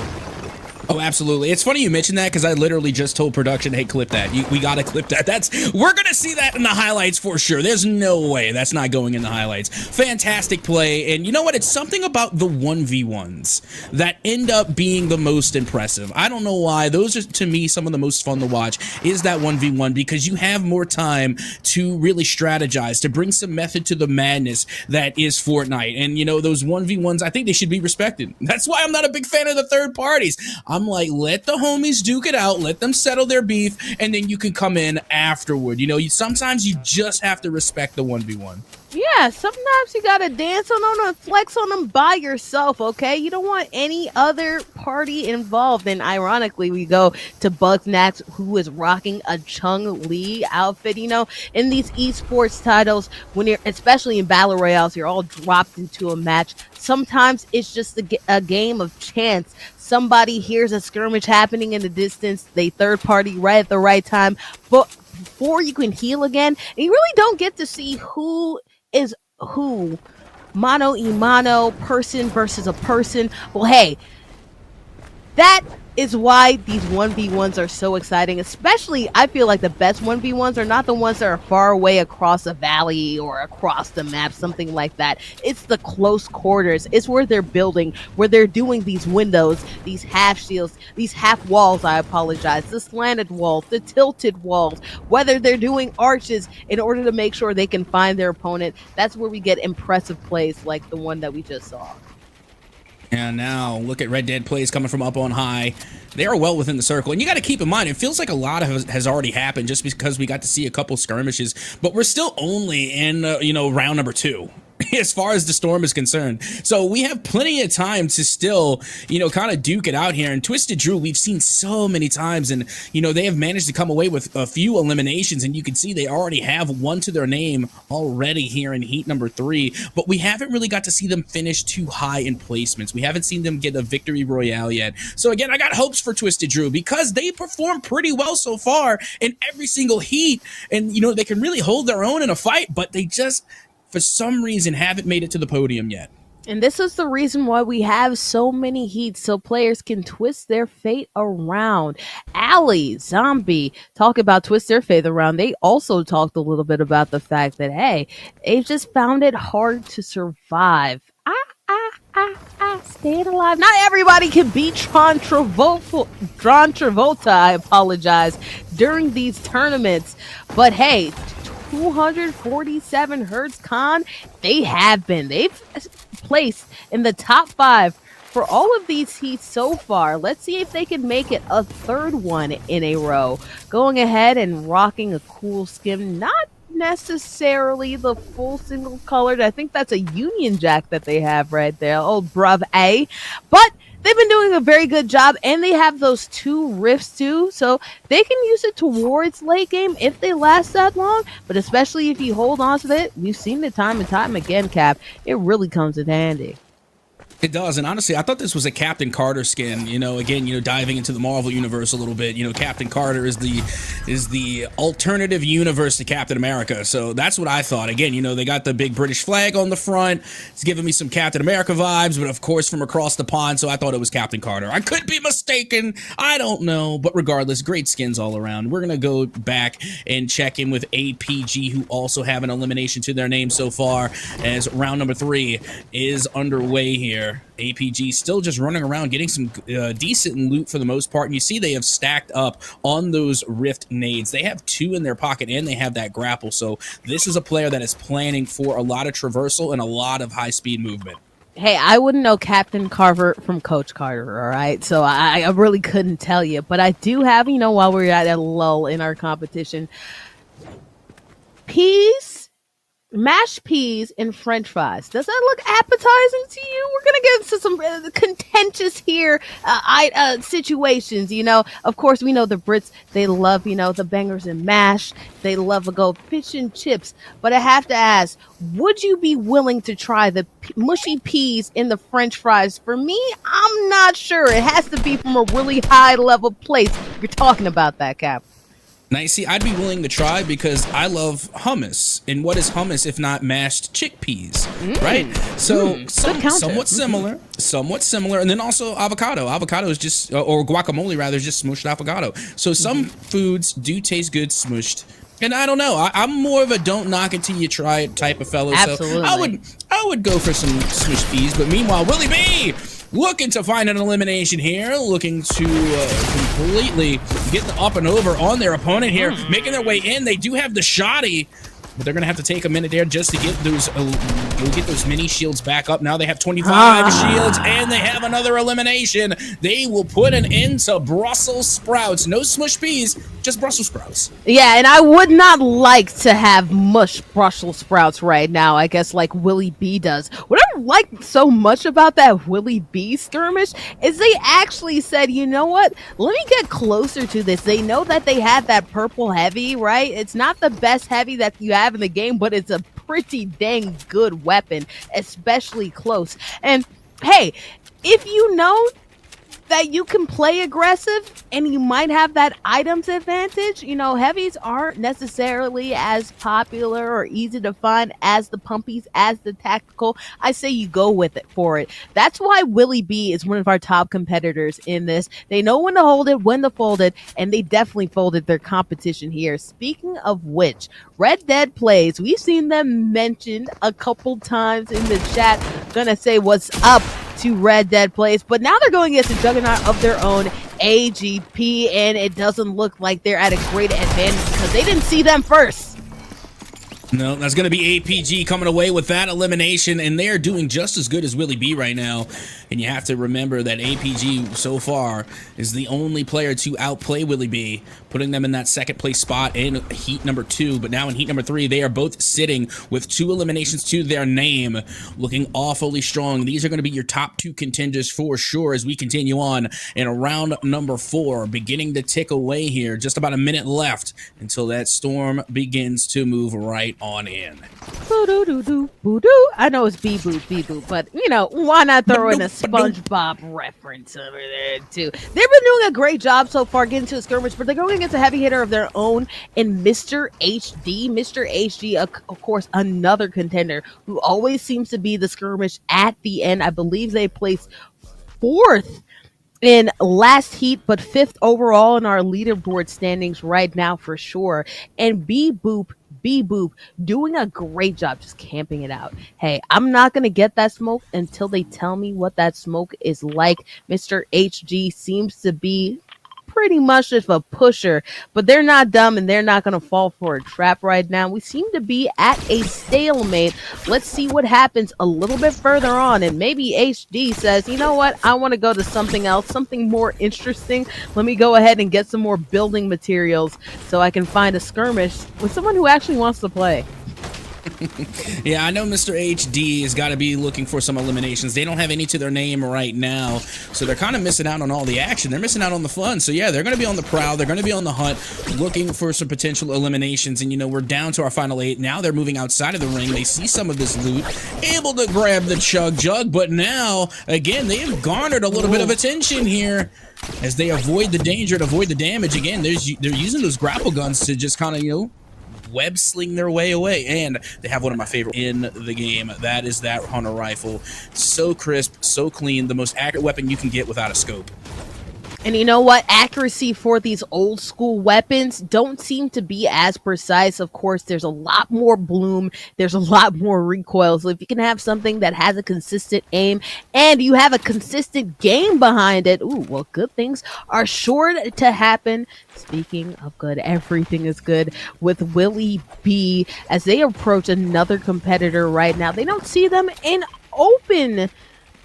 the open, at least quite yet, but things might change very soon. Going a little bit back to Mr. HD, what I love so much, you talked a little bit about it, using that grappler like a web slinger. Web slinger, it was easy to consecutively use it to traverse around terrain. They're using it effectively, way more effectively than you would even think. Great job and great skill involved. Speaking of skill, there's a skirmish right here. Sock in danger. Almost all of their shield gone with just that one shotgun blast. They're going to have to recover, and right now they're trying to make sure they're not the victim of getting involved in any third-party situation. Luckily for them, though, they're able to use that large pot to their advantage, and it seems that their opponent also must be healing too, because they backed off as well. Yeah, you got to watch out for the trees. They're always in the trees. I mean, we saw that yesterday. One player was trying to hide up here in the leaves, and they got picked out. So, again, you got to be careful. You never know where they're going to be lurking. Foliage may not always be your friend here in Fortnite. Yeah, that was Jamie Toes that ended up getting backed off by Bloodsrow. Bloodsrow doing a good job scoping them out, just like a hunter would their competition. Hunting on the prowl is Socks right here. Doesn't seem to be quite as good a building game for their opponent right now. So they're going to go up and they're going to get very personal with it. But they're going to have to get up close and personal with somebody who really understands how to utilize those stairs and find and provide their own cover. It's going to be difficult for them, considering the fact they're not building up a storm like their competition seems to be. Oh, absolutely. And now's the hard part, trying to find out where your competition went. I mean, you're lost in the sauce here. There's so many structures. There's so many buildings being made. It's really hard to keep track of where exactly they are. You can see so many coverage, like so much coverage here for anybody to just be lurking in. As you can see, they do drop down low, still trying to find where their opponent went. There they are, right by the tree, and with the shotty from way back when. Sock able to get the final shot on target and get that elimination. And to the victor goes the chug jug. And you know what? It was Mr. HD. Mr. HD decided, you know what, beep boop wasn't really doing anything for me. Let me go ahead and let me fight with somebody who actually knows. We're actually gonna go for it. We're not just here to get placements. We're here to get eliminations. And unfortunately, they were the victim of that elimination. I'm sure they had fun on the way out, but two of the top competitors that we've seen went at it against each other, and as you said, the victor ended up getting that chuggy so clutch towards the end when you're done with an opponent, because you don't have to worry about somebody on your tail. But speaking of people on your tail, we're approaching that time where it is one more circle before this thing starts to move. 240 hertz Khan has those 2 rift to go. So does APG 40. And as you know, Cap, this is about that perfect time to really utilize it. So they're in good spots having 2 to their name. That's 2 get out of dodge cards if they get in a precarious situation. Luckily for APG, they don't have to necessarily worry about it now. They are already luckily in the storm. Yeah, not only that, but they also have 250 shields in their pocket as well. And this is literally the calm before the storm. They know that that storm is going to be moving in the next 20 seconds. No one even moving a muscle at the moment. They are just waiting for this storm to move on in. And when it does, that is when we will start to see skirmish after skirmish. Look at all of these small fortifications that have been made throughout the map. And this is why I love circle finishes like this one that are just in the plains, in the flat field, all wide into the open. It is just going to come down to who has the most skill, who is going to be quick on the sticks. We're getting ready to find out as that circle is now moving inward. And we have people making moves towards it. As we said right now, this could be one of those interesting situations where people will create and will use pot shots towards you. It looks like we're probably going to get a little bit of engagement as APG seeks out 240 hertz Khan right here. Khan on the prowl, but might be the victim of a third party here. A lot of players are looking to get that elimination to make sure that they can get a better placement position. But 240 hertz Khan is not scared of the danger, not afraid of being a little aggressive with it. It doesn't look that way. Meanwhile, 240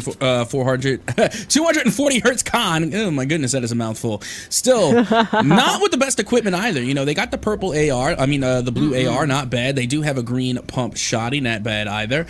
But at the same time, they really don't have anything left in the tank. They got 6 quarter shields, not bad, but still no heals, no utility, no explosives.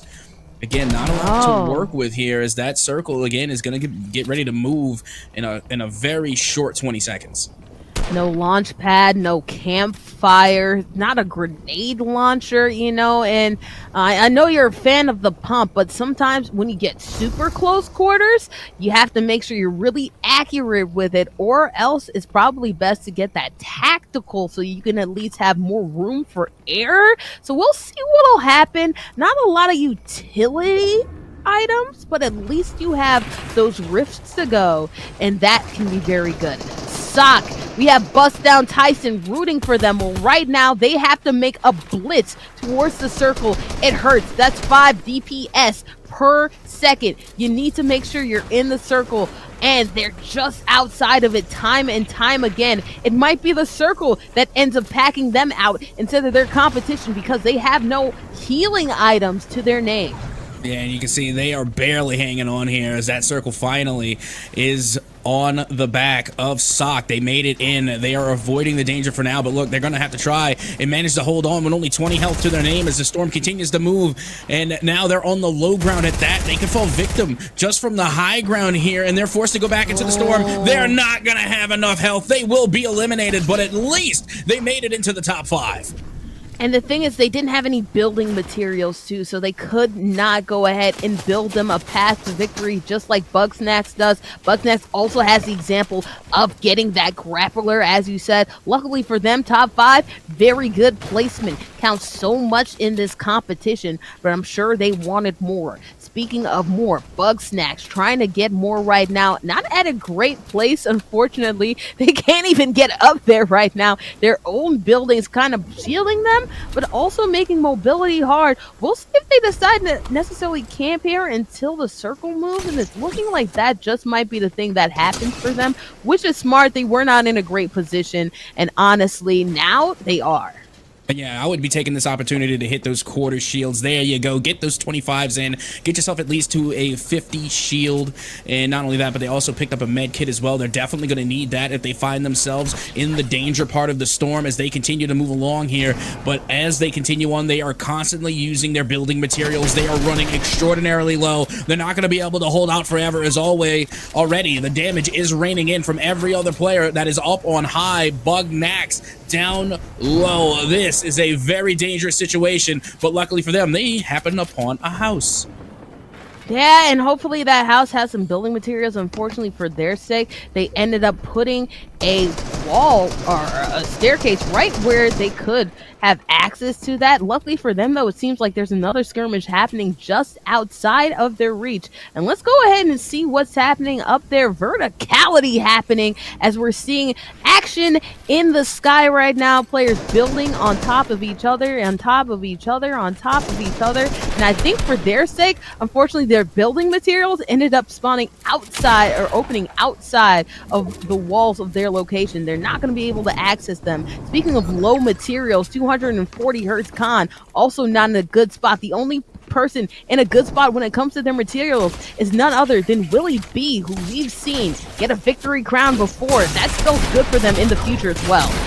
Yeah, now Bugnax will be eliminated, and Willie B looking to get their their second victory royale, but no! Willie B gets eliminated. It will be none other than 240 Hertz Con to get the final elim and the victory royale.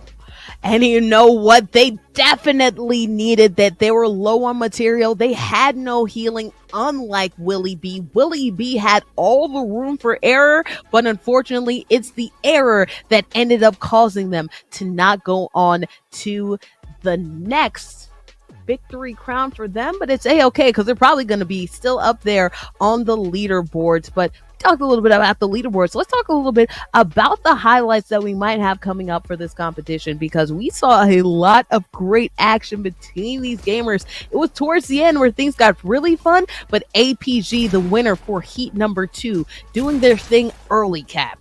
Yeah, they were, but unfortunately they did not make it into that late game, the top 3, that podium. But it was Willie B again. Even though they weren't able to get the last 2 victory royales, they did finish second both times. That consistency is going to go a long way, because keep in mind, APG were in the second place spot, but I don't think they're going to be there much longer. Again, we saw a great performance from 240 Hertz Con. They managed to take the victory royale, and I think that's going to bump them up significantly.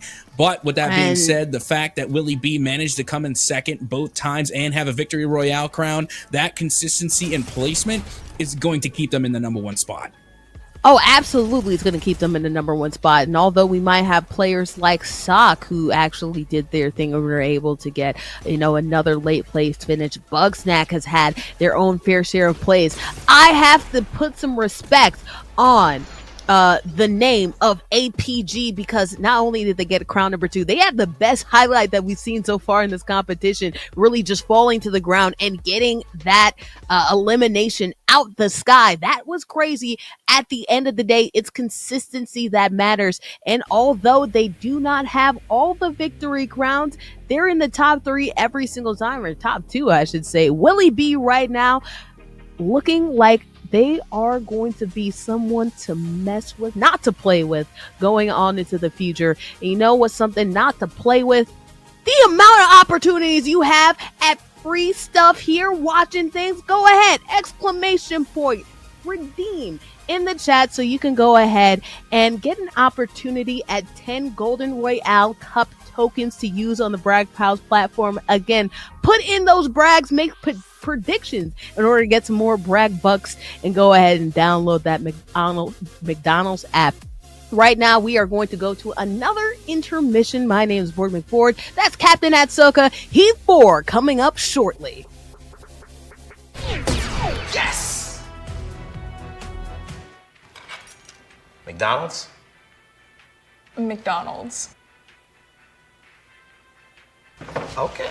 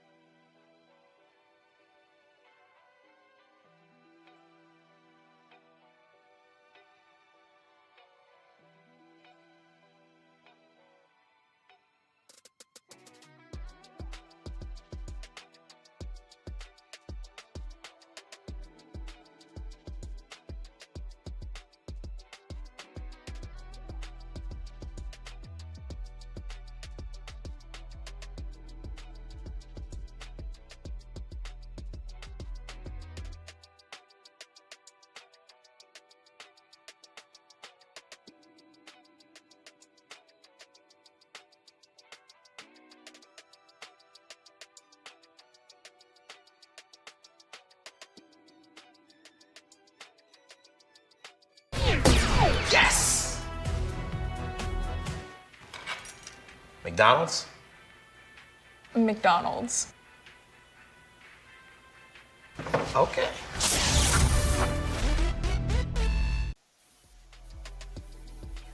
We are back better than ever. I mean, honestly, is there better than the best? We're Board McBoard. We're Captain Atsoka here, and welcome to one of the best, or my personal favorite, I'm a little bit biased, the best Fortnite tournament, especially for this chapter. Golden Royale Cup featuring Fortnite, presented by Coca-Cola. And the reason why I say it's the best is because we've seen some of the best competition that I've ever laid my eyes on when it comes to Fortnite. And we've had a lot of heavy hitters. I'm expecting a lot of those heavy hitters to still be at the top of the leaderboard.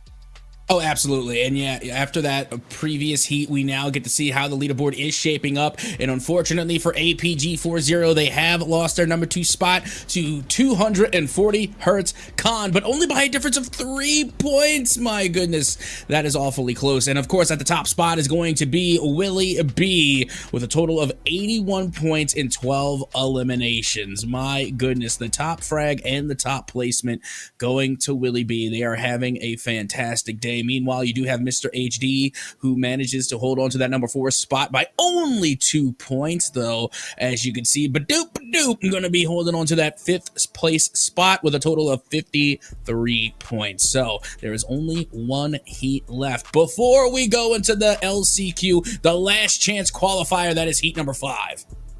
Oh, yes, absolutely. Before we get into that last chance qualifier, and of course, make sure that you're going ahead and looking at that app right there. There's an advertisement for it. You can earn free food. Yes, we're looking at it right here. Wait, I'm actually looking at it right there. There you go. There's the way they're going. You can get plenty of food. I know the chat was raving about the McChickens that might be available. There's plenty of them that might be available for us.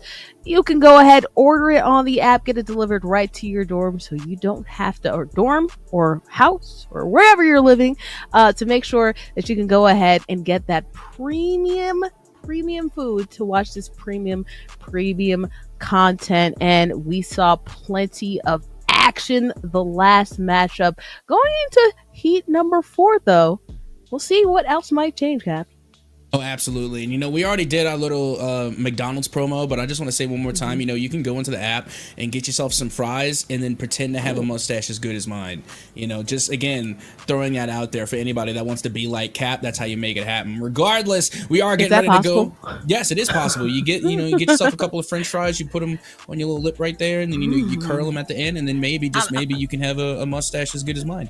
But regardless, we're getting ready to go into qualifier number 4. This is the last of the regulatory qualifiers before that heat number 5. So let's get this one underway as we get ready to drop on into the OG map. We may not be the best and the greatest Fortnite tournament on the OG map, but we are definitely the first. We claimed it. Hey. We put the flag on the map. We were here first for the OG tourney. Best is subjective, and that's why I said I don't think I can get a better mustache than yours. The part is so good. If anything, it'll be more delicious. But I'm telling you, Cap, that's a really nice mustache that you have right now. We've seen Ali Zombie right now done nice in this competition so far. But I think that they said in the chat prior,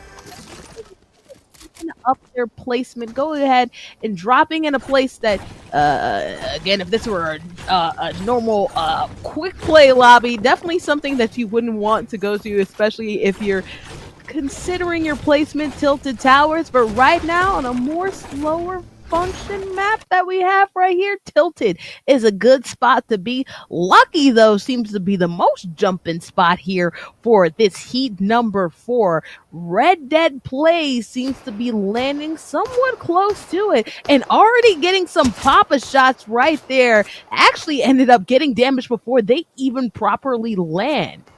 You know what? And I'm also jealous of a lot of these players because they do have a lot of friends in chat that be rooting them on. They have a lot of fans.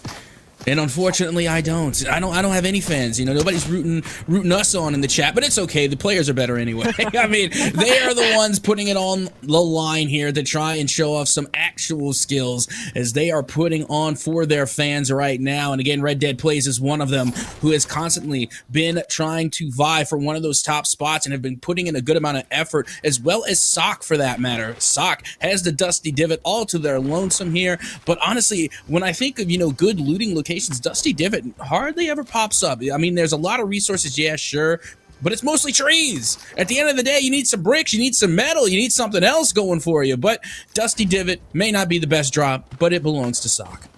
Hey, you know what? I'm a fan of you. And so we can be fans of each other, We might only have a couple of fans here, but hey, we're still going to be fans of each other. I'm a fan of the Productions crew. We're going to support each other, okay?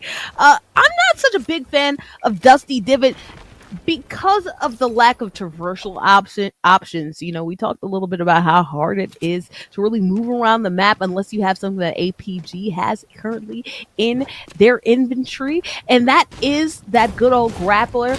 Also, too, you have the grenades. Also, too, you do have the rifts. However, rifts are something that you want to hold on to. You can play around with the grappler, but it's so hard to find in certain spots. Dusty, I think that's why it's been a little bit dusty in this competition. We haven't seen a lot of people fall on it, at least so far. But hey, one person might start a trend. A trend is what's been happening to APG, right? They've been so good the entire contest. And I think that they're going to do a better job at gathering materials. I believe last game, they almost were towards the end of their quiver when it comes to the amount of items that they could build with. I think they're going to focus on that a lot more going into the future. Yeah, I need to know what mining tool that APG is using right now, because I got to tell you, it's one of my favorites simply because of the animation. Like, they're switching hands while using this mallet type mining tool. But regardless, I think it's definitely one of the most interesting just because of the animation. So I need to get that from myself, honestly. But you can see right now, Willie B is going to be getting themselves 2 of those Rift to Goes. So we already know that they definitely like to use those. They like to traverse the map. So now not only do they have the grapple, but they have the Rift to Goes as well. And this is nothing short of expectations when it comes to APG. This is how they like to get kitted. This is how they like to have their composition. And you can see Sock kind of going for a similar comp. They do have their 2 Rift to Goes as well. Only thing they're lacking is that grapple. Yes, only thing that they are lacking, but you know what? Sometimes you don't want to make sure that you have too many traversal items because you are balancing here, right? You want to make sure you do have a weapon for close range. They do have that good old pump. You want to have something for longer range. They do have the scoped AR. You want to make sure you have something for in between. Maybe they decide to keep that SMG. Maybe they don't. At the end of the day, they decide to remove the shoddy, which is a little bit surprising to me. I feel the pump, a shoddy in general, is probably a little bit more reliable in these close quarters that we're seeing in the tournament. But again, it's a game of what ifs, right? And maybes. You never know what scenario you might be into. The more traversal items, as we've seen, does do better, at least initially in these opening circles. We'll see if their loadout might change going on a little bit later in our competition. Well, I'm expecting it to change for Sock, because you got to remember, they didn't get eliminated by another player. They got eliminated by the ring, so you might want to get yourself one of those grapple hooks, because you remember they actually fell and were eliminated in the storm trying to grab a last-second grapple, so it's best to go in prepared. So hopefully they'll be able to get some of those traversal items, especially, when you are in those dire situations, stuck in the middle of the storm and just taking a plethora of damage. So let's see now how Red Dead Plays is shaping up. They did manage to find a gold burst weapon. That's a pretty good find to start out in round 1. Absolutely. You know what? And power to the people who really love the burst items. You know what? I can't do with the burst. I really can't. I'm more of an auto or bust. I can do a semi-auto, right? But the burst kind of throws me for a loop. But hey, earlier on in this competition, as you said, you get what you get, and you definitely want a high octane weapon. Red Dead finding it here. If only they could find something to make sure that they could get full shield, because they're definitely going to need it as the circle closes on in. Yes, there it goes. Storm Eye shrinking. 1 minute and 20 seconds left to go here for round number one. You know, starting off pretty early, and you can see there are a couple of people around Dusty Divot. You got to remember now that we did get to see one of our good friends there down low who are still looking to try and put themselves in the top 5. And you know, this is actually the most people I think I've seen concentrated in Dusty Divot. Is already, you can see Red Dead Plays has their crosshair set on an opponent looking to get the first elimination of the round and of the heat, but they're gonna have to back off. They're taking so much damage. They're taking so much damage, and initially it was because they had a long-range item, and switching to that AR, instantly getting packed out, as you're seeing right here from Twisted Drew, going ahead and using that shotty to their advantage, going ahead and getting that legendary burst rifle now. So Twisted Drew, with a nice little gift of their own, they're probably going to want to go ahead and pop off that heal very quickly, because they don't know right on their trail is another opponent who did hear that skirmish, and they're after. And it's a golf cart. How often do you see a Bush driving a golf cart? I mean, I guess it happens a lot in Fortnite, but still, that right there is some danger as they go twirling through the air. Nice battle roll, I gotta say. That was pretty impressive. But now the fight is on, and you have to remember that that third party is there and waiting right there on the outside. You can see them right outside of Dusty Divot. Meanwhile, Twisted Drew still barely hanging on after trying to fight off this skirmish, and they are going to have to rift to go out of dodge, and they narrowly avoid the danger. Absolutely, and that's why you heal as soon as possible, just because you never know who might be on their trail. And speaking of being on your trail, they have not given up this skirmish, this firefight. They want blood. Twisted Drew going to go ahead and pop off both of their rifts to go. Let's see if that person that's following them is that desperate enough to go ahead and chase them.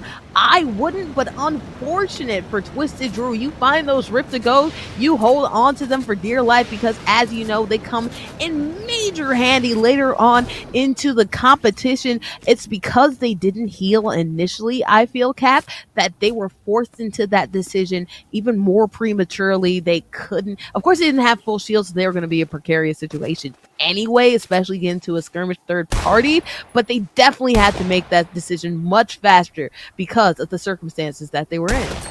Yeah, now you can see Twisted Drew trying to get a little revenge with that semi-auto, the blue rifle from way back when, but it looks like they got eliminated. It was hard to tell, but remember, there was one extra person there at the Dusty Divot. No, they hit the warp. They're still chasing Twisted Drew. They had another warp to go in their back pocket, and Twisted Drew does not have any shields to their name. It's all health for them. It's all health for them, but on the other side, it's probably all health for the person that was trying to hunt after them too. Luckily for their sake, they're going ahead and they realize they don't want any smoke. They're going to go find something to heal right now. We're going to go to another portion of the map. This is Northwest region of the map. APG, we've talked plenty of times about them throughout the competition. Right now, one of the top placers in this competition so far, trying to get into the circle. Outside of the circle is a skirmish. 240 hertz con right now, playing it safe, really just holding on to their build money, waiting for the person beside them to drop on in, and that person is Bugsnax right now. They're hot on their trail, and right now I don't think that they like the position that they're in, and that's why they're hiding from Bugsnax right now. And now they can have an opportunity to get a free limb. I mean, they're right there if they just chose to try and go after it. But I think Bugsnax does now have a read on where their opponent is. 240 hertz right below them, but that storm is coming in. Granted, it's only a storm 2. You can fight in a storm round 2, and you can survive that. You can eat that damage. Now, whether you want to or not, that's up to the player. And it doesn't seem like Bugsnax really wants to fight inside of the storm, so they're going to get out of dodge as 240 hertz con are taking that little amount of damage inside of the storm, but at least they don't have to go up against Bugsnax. Oh, absolutely. But, you know, one thing that's going to happen, it's harder to find healing equipment in this OG map. Let's see if they can actually make it to circle. They may have waited a little bit too long. I know you want to make sure that the person that was chasing after you, especially, they don't even know this, especially somebody who coincidentally happens to have not only full HP, but then also full shield as well. But it's a question as to whether or not they even make it, even with the small ticks. They don't have any traversal items. They also don't have any health. Interesting to see. Speaking of interesting, Ally Zombie right now, just across the river bend, still in Tilted Towers, this time with a friend right across the street from them. I believe they're aware that they're somewhere around the corner, and they know that, but they're just trying to play the safe game and just wait it on out, slowly traversing down this tower in order to make sure that they can put themselves into good position. Again, they're just outside of that circle, so that is why they're considering moving position, but slowly it looks like, Cap. Slowly but surely, as again we are now into round number 3, a minute and 30 so the next ring moves in, and now it will be Willie B to find their second elimination here of heat number 4, and they put it into Cairo Cat. Sorry, the cat was rabbit. We had to put it down. Oh, absolutely. And you said quickly, and slowly but surely, they surely know what they're doing, Willie B. That's why they're at the top of the leaderboard.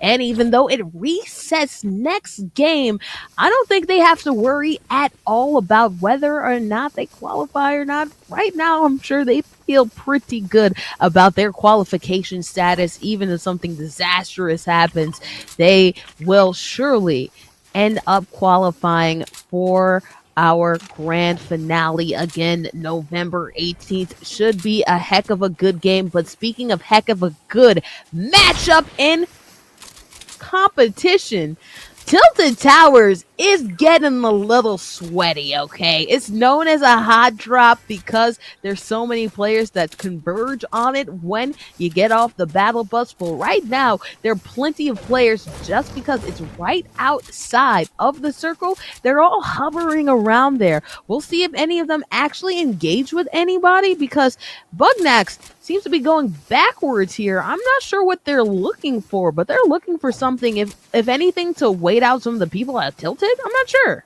Oh yeah, they're definitely gatekeeping right now. That's what they're doing. They're right outside of Tilted. They're waiting to see if anybody pushes in from that storm, just to get a cheeky peek, a cheeky pick, and get some elimination points on the board. They're currently sitting with 0 eliminations, so of course they're going to look and try and get as many points as possible. That's the name of the game. You got to get those points in, and also don't forget, for the folks at home, to make sure that you're getting your points in with those Brag House Bucks. Make sure you go to app.braghouse.com to get your Brag Bucks in and to make your Brags known. Again, this is the Washington qualifier. Plenty of brags going on there. For example, will a competitor from UW get a victory royale in the Washington qual? That is still live, as well as many others. Make sure you go get those brags in and see if your predictions are on point. Meanwhile, Sock is going to be able to drop right on in on top of this hill, just to, I guess, get a little bit of loot, and they do find a 50 shield. That's a pretty good find. Not sure if they predicted that to come out of the chest or not, but still, they are going to take that all the live long day as they make their way out of Tilted Towers and moving forward into this next ring. Round number 3, only 20 seconds remaining. Yeah, Sock's doing a better job of making sure that they're keeping that material on themselves, and Sox might get or close to exactly what they're looking for. Right here, a lot of players converging all in the same area right now. Sox taking their time down this hill and just moving slowly but surely. Oh my gosh. Don't call me Shirley. Oh my gosh. But yeah, good old airplane reference. But yes, a drop has happened right there. So of course, all the players are converging on it.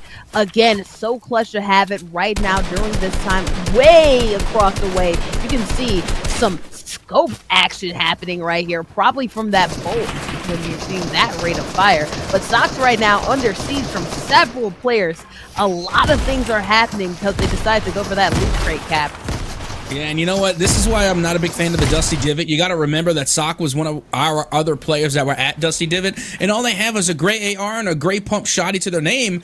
And, you know, it's not going to really do them much justice here, as now they are on the receiving end of a lot of damage, and they had to give up that point in order just to stay up and on their feet here in qualifier number 4, or rather heat number 4, as now we make our way back over to Crater, who is on the receiving end of some fire coming from APG 4-0, but I think they're going to let him go. Oh, yeah, they're going to let him go. But somebody who probably won't let us go. Watch the Armory. Shout out to them in the chat. I vote a battle to the death between Bordy and Atsoka for the privilege of my fandom. Hello? Okay. Let's see here. I volunteer to forfeit. I volunteer to forfeit. Man, no, look at that. No. I would. Oh, I'll play BR. And I'll play BR for the privilege of their fandom, but we have to do no builds, okay? If you agree to that, maybe. But I'll probably forfeit. Speaking of forfeit, right now, Snappy outside of the competition because of 240 Hertz Con right now, doing a great job getting that elimination, building a fort, rolling their portal fort. I'm not sure why they did it, probably just to get it out their way so they can go ahead and get that good old chug jug. And you know, if I were them, I'd really consider getting that rift to go too, and that's exactly what they did. They get ahead and got that rift to go, got all of that together, and now Mr. HG, though, unfortunately, also got packed out there by none other than APG. I feel like they've been going at skirmishes with each other time and time again. This time on top, it's APG.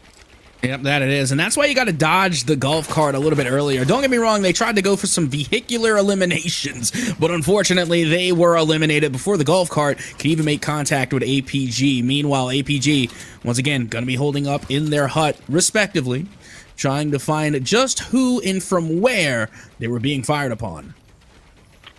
Yeah, they're trying to scope it out. I'm not seeing who exactly would be. Probably somewhere, that person that seems to be in their southwest, or at least southwest of them. Another player who is on the west, not the southwest, but on the west. Bugsnax right there. Bugsnax. They were in a situation. They have that person who's on top of them. You want to make sure that they're not scoping them out, and that person still seems to be in the circle, at least for now. Bugnax, though, also going to have to look at the material that they have available to them. This is that 8th circle that we're approaching to, Cap. That's where things get dicey. You want to make sure you have all the equipment to your name. Sox is doing a better job at equipment mining down as we get into the nitty-gritty. Yeah, they were able to get rid of that gray AR and sub it in for a purple scar, it looks like. So again, yes, much better in terms of equipment, although, you know, the close range isn't going to be doing them any favors. Still a gray pump shotty and a gray submachine gun. Again, not the best equipment that you can find, but it is better than nothing, as we are now getting ready to head into round number 6 in the next 36 seconds. Crater now finds themselves in a little bit of a dangerous situation here.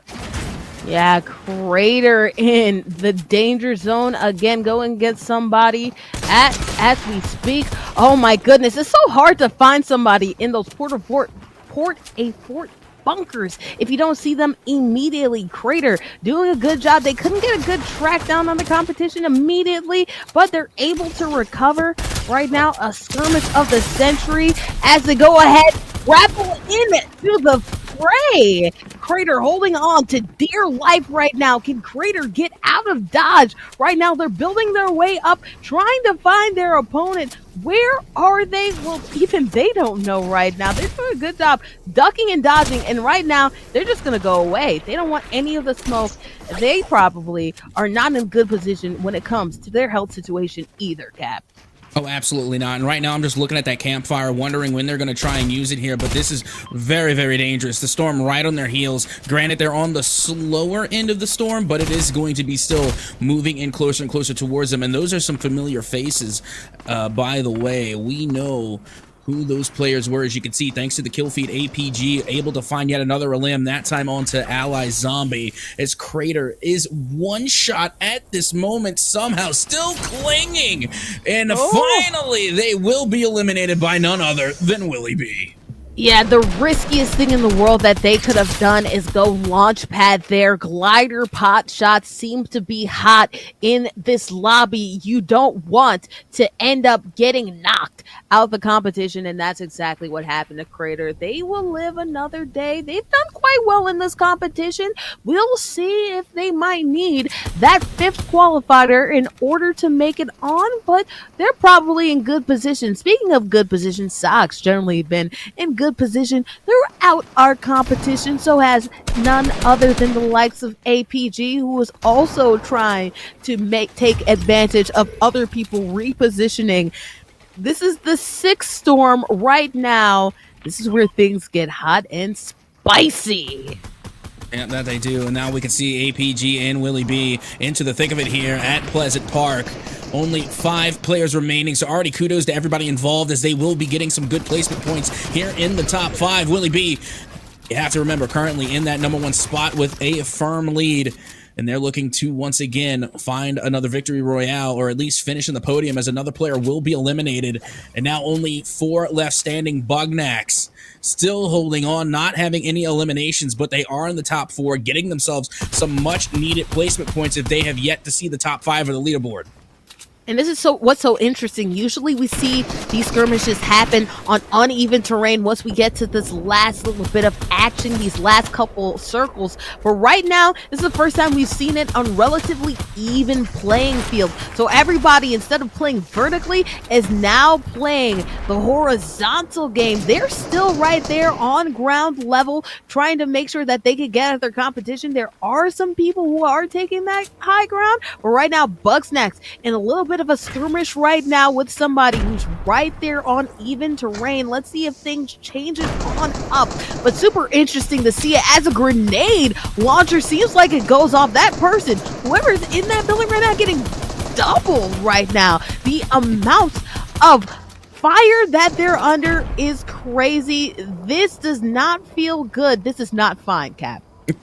Honestly, I feel bad because the amount of materials that it takes to just keep those fortifications standing when you're on the receiving end of not 1 but 2 different players here, and there's only 4 remaining, so now your materials are going to be gone when you need them the most. And you can see 240 Hertz Khan is going to be making their way up this fortification, trying to get on the high ground. Pretty decent call, if I do say so myself. They are at the tippy top here, looking to get a read on any poor soul that just happens to decide to go for that care package, that airdrop. I don't think anybody's going to be trying to risk that, even though the reward might be pretty good right about now. The reward would be nice, especially for those like Bugsnax who actually don't have any ability to get any material. Yeah, it would be nice. Ooh, 240 Hertz Khan doing a great job. Instead of getting that purple, goes ahead and gets that legendary, from epic to legendary. That's something that's nice to see. Something that we usually see, as we talk about during these times, we see people use these rifts, especially with these moving circles. And you know what? I understand even more now why they go to it. Less materials being used. Look at that. 240 Hertz Khan. Luckily, they had that grappler. They're able to get away. They're able to get away from the circle, but they have to spend so much material. Already down 100 from where they were previously. That's not going to spell good for them later on. Yeah, now you can see most of the players here have used their rift to goes, and Bugnax got caught out using theirs. They will be eliminated at the hands of APG 4-0, but now APG getting fired upon from down low. The eye will begin to shrink again in a mere 5 seconds, trying to hold on. That's none other than Willie B down low as well. We have seen this skirmish before. APG once again taking on Willie B. And if APG doesn't get the victory crown, at least they can crown themselves as the top highlight getter of this competition. Some of the highlights that they've been getting are crazy. I legit did a stank face to them getting that person out right now on their rift, and they're trying to double it up and do it again. Luckily for their opponent, they're able to get around and outside of that. Willie B in a dangerous position if they're using that rift around APG. APG's aim seems to be true with it. They've been playing a lot of duck hunt. It doesn't matter who's in the air, they're gonna get them down. Yeah, they're definitely going to try. Still 3 players left standing, and APG will be eliminated at the hands of Willie B. And now I believe the lone player left standing with Willie B is 240 Hertz Khan, who has the high ground here, firing from up on high. Only 7 damage remaining onto Willie B. If they just take 1 shot, it will be done and dusted. But no, Willie B, with 7 health to their name, manages to get their second victory royale. And another clutched it up. 1 shot, doesn't matter. Willie B doing it again, getting another crown again. They are top 2, and this time they're not 2, they're number 1. They've been doing an excellent job consistently getting to the top time and time again, and this because of excellent play, excellent use of resources, really holding on to the materials right towards the end, and then also to knowing exactly when to use that rift, in addition to, oh yeah, something that's pretty important in all these types of games, being able to aim and being able to fire just exactly when you need to get. Oh, absolutely. We had some great plays being made, and also got to give it up to this Dusty Divot exchange that we saw. So many players. There were at least 4 that were getting involved, and if I remember correctly, there was one in particular that was just on the prowl and on the hunt, constantly going at it back and forth here, and this was actually the POI of Sock. So Sock was the first one here, and I believe they were the last one to leave, because remember, Twisted Drew tried running for so long, but eventually they were dealt with immediately and they were eliminated. Oh yeah, and we got to give a shout out to the funny situation, almost getting run over by the golf cart there. That was funny when it twisted and twirled throughout the air. Such a silly thing too, especially because they're using the push tactics in the golf cart, something you don't see in the tournament. What we have seen in the tournament though is just excellent play by Willie B. Again, they must be a skeet shooter, because they are so good at getting those plays in the air. APG, a juggernaut, taking out another juggernaut. HD, Crater right now. We talk about 1 shot, accidentally used that ripple, didn't use a ripple, used the launch pad at the wrong time, ended up getting packed out at an unfortunate time. Really, you don't want to be caught with your glider at the wrong spot. That's how bad things seem to happen. And look at that. You saw it forecasted right there. APG getting somebody while they're in the glider. Yeah, and then there were no gliders here. This was just endurance, being able to hold on for absolute length in as long as you possibly could till the bitter end. And honestly, I still don't know what was the end-all be-all to 244 hertz at 240 hertz Khan. Again, I don't know if it was just a cheeky bullet that managed to sneak through, but still, with only 7 health remaining, Willie B gets their second victory royale and just happens to outlast the rest of the competition, ending strong. And even when they weren't getting those victory royales, they were still finishing second every single time. Their placement points are currently skyrocketing through the roof. Ooh, placement points skyrocketing to the roof. But all of that doesn't matter, because we are going into our 5th heat. That is a last chance heat. Again, points reset. Those who were towards the bottom now have a shot at going higher up on our leaderboard list. You never know what might happen. I do know that you guys better be hitting exclamation point raffle to make sure you have an opportunity at up to over 200 items to your name. There's plenty of merch to be going around. There's plenty of drama left to go. Guys, do not touch your dials. Do not touch your streams. We'll be back with more action. See you on the other side. Board me with board, Captain Atsoka here for the Golden Royale Cup featuring Fortnite, presented by Coca-Cola.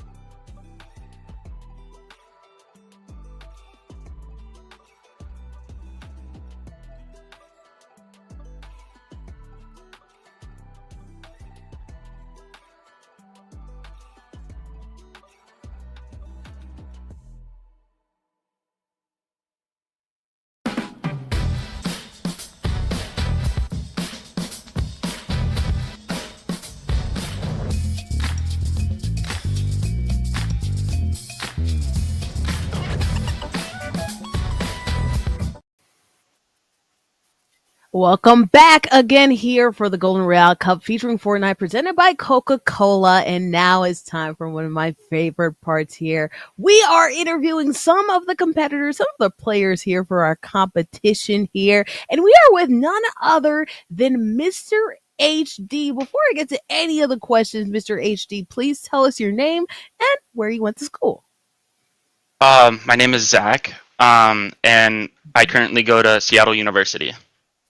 So Seattle University. Okay, Seattle, make some noise. Washington feeling good. And honestly, you've been making noise. I like that. Yeah, hyped up.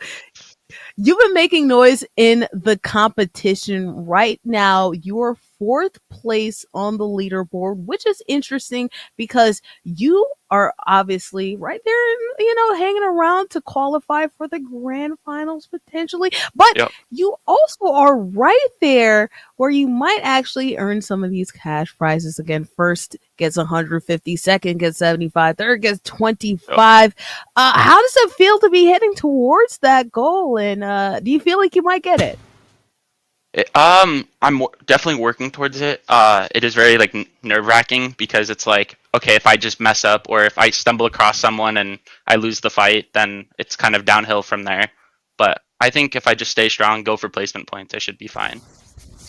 Oh, and you've been staying strong. You've definitely been placing high enough. So I feel good about it. And hopefully you feel good and calm about it going on into the future. But Yeah. of course, we're talking about something in which you can earn scholarship money. And what would it Yeah. mean for you to earn this scholarship money? And how would it make a difference in your life? It would mean a lot because I definitely chose a more expensive school, and my parents were kind of like iffy if they would kind of agree with it because they are helping pay for my tuition. So it would kind of help them, and it would take a relief off their back, so it wouldn't be so hard on them. Kind of worry about me and all that. Yeah. Yeah, no, and school's expensive. Trust me, I'm a graduate.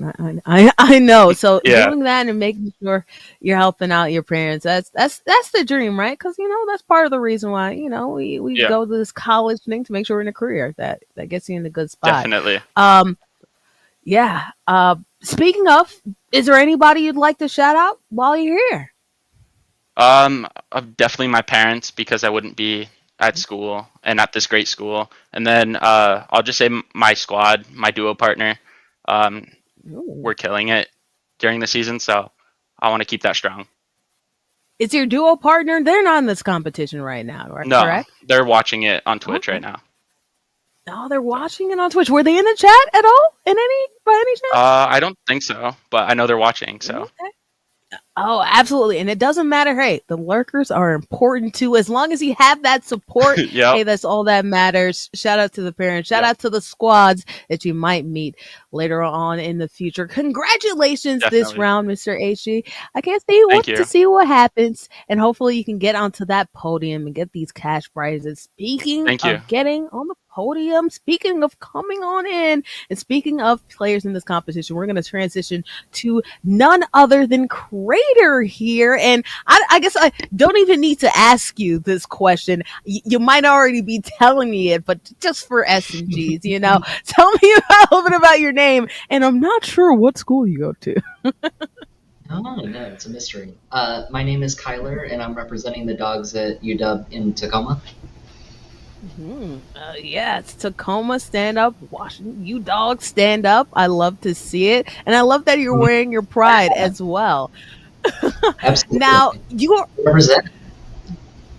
you're in this competition, right? And you're trying to earn a spot to make sure that you can get to the grand finale. How does it feel being in this competition? And what do you feel about the competition that you've seen so far in this tournament? It feels weird because I've never been in something like this before. This is a first bucket list check off kind of thing. I don't play as well as everybody else. Like I don't have edits down the way everybody else does. I'm not great with building. So to be just given an opportunity like this it's fun, and I like getting my butt whooped by people that absolutely know what they're doing. It's entertaining to compete. I would put something on to say you're probably a zero build player, right? Not usually. I do Not actually usually. like doing Okay. the building. I just Okay. haven't been able to get any better, especially not No. with school. Oh yeah, and absolutely too. We're balancing school and everything. It's a little bit hard, but hey, you're putting yourself down, Crater. You've been doing a good job throughout this competition, and I'm excited to see what more might come from this because you have an opportunity to win some pretty good scholarship bucks, right? What would it mean winning some Yeah, scholarship money, and how will it make a difference in your life? that's a tough question. It would mean that I don't have to do things that I don't want to do. I don't have Yeah. to go working a second job. I can focus on my passions with my degree or with stuff like Fortnite or other games that I like to play in my spare time. It means maybe I could travel abroad because that's an option that I keep hearing a lot of the times, and I'm interested looking into it. Yeah. I don't naturally have that kind of money, so having a scholarship like this, it would be a big help, and it would be an opportunity of a lifetime. Oh, absolutely. Absolutely. And it's about opportunity, right? Competitions like this. You say it's a new opportunity for you. You've never done anything like this. You're doing a great job, especially because it's your first tournament. I just want to let you know that. Right? But then also, too, you get opportunities to travel. Before we go, well, okay, two more questions. What's a place that you're considering going for study abroad? It just depends on what's available. I'm studying a computer engineering, so anywhere in like Europe would be a great place to study. Germany is a name that gets tossed around a lot with engineering. So if I can, Germany sounds like a great option. Okay, I expect to see you in Deutschland soon. I know Yeah. Arctic Da Kitsune is definitely been your biggest supporter in the chat right now. Speaking of which, Is is he? there anybody that you'd love to give a shout out to? Yeah, they've been repping you this whole time. Well, of course, I gotta shout out Kitsune. The rest of my squad that has helped me practice these past 2 weeks to shake off the rust with building because hardware has put me on no builds for a little while. Um, Mhm. I would not be doing as well as I have been without him helping me practice this whole day or whole past Oh, 2 weeks.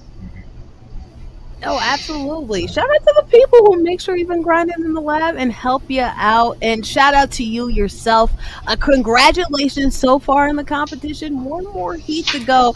I look forward to see what might come from your gameplay. So, excellent job so far from Crater. We're going to transition back to the action with none other than my co-caster here. Well, my co-host, my host. We're all hosts here. Captain Adsoka, of course, with the lovely handlebar mustache. Oh, and Cap. There's been a lot of great action that we've seen today, and again, I say this all the time, but it's true. It's nice to see feedback from the players. Oh, absolutely. Because you have to understand, these aren't just, players playing a video game. These are people. These are real life people. They have their own needs and necessities. They're all trying to live out, their own pursuits.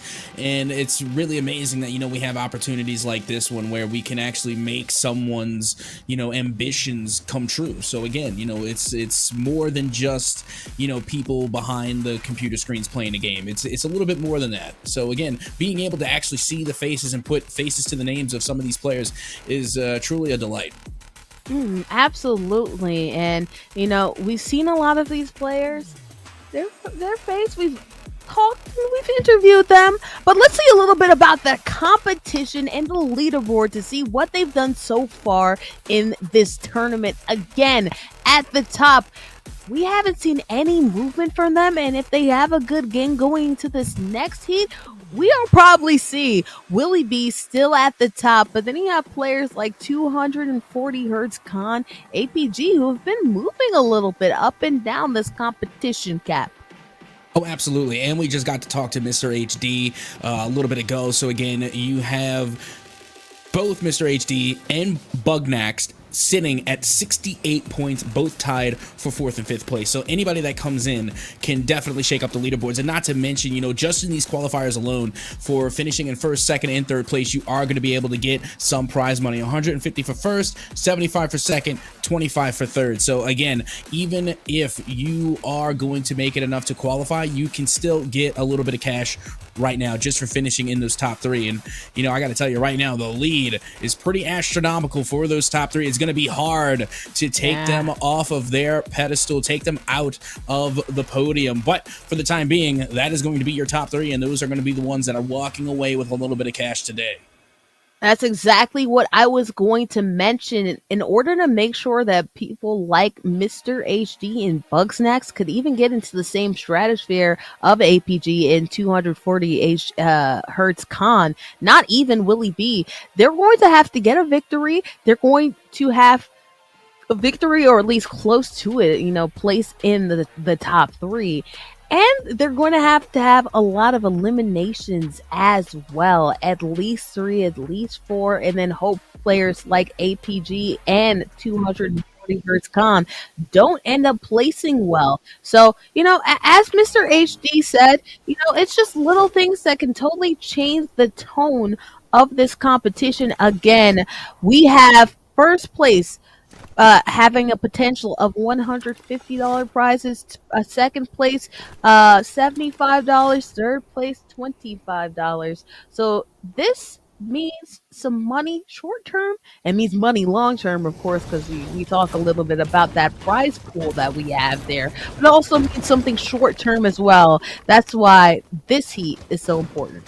Absolutely. Last chance to try and get yourself in the money and to make an impression here and to make your name known in the Golden Royale Cup featuring Fortnite, presented by Coca-Cola. As already, we do have our first skirmish. It's going to be a Brussels sprouts to find the first elimination. And unfortunately for Snappy 4407, that's going to be the end of their qualifier here today in the Washington Quals. And you know what? That stinks. I feel like we've seen Snappy get some early eliminations a lot, unfortunately. And unfortunately for them, they ran into somebody pretty early on so far in this competition in general. Qualifiers 1 and Qualifier 2, we've seen players usually stick to one POI, one person per POI, or per, you know, semi-interested location. Right now, though, at least we're starting off early with some fireworks, which is great for us sitting here in the booth, great for the people who are at home. Again, make sure that you're doing the exclamation point raffle in the chat, but not so good for Snappy, who unfortunately is out. But hey, that's more time to rest, look at the competition, and probably look over the tape to make sure that you do well in any other tournament that you might be doing.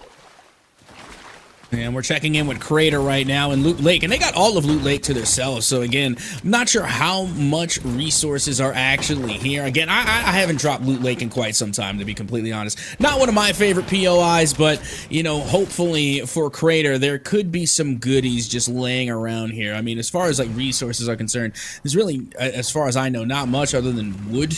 You know, maybe you'll get a couple of bricks in. But, you know, they got some other areas around Loot Lake. I mean, it's literally smack dab in the middle of the map almost. You know, it's more towards that northwest. But there's some other POIs surrounding it. So, again, it could be a good segue into a different point on the map and potentially finding even some better loot.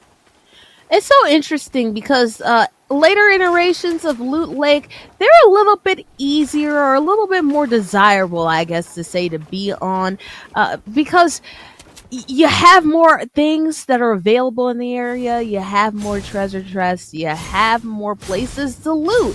Loot Lake is so interesting in this OG Fortnite map because not only does it not have that much material or that much places to really pick resources from, but then also too, I talked about it earlier, there's all that flat land, all that lake where people can see you as you're seeing Alley Zombie, seeing somebody who's rocking that good old bush. But then you have all that lake where people can see you and you move slow too. So like not the best place.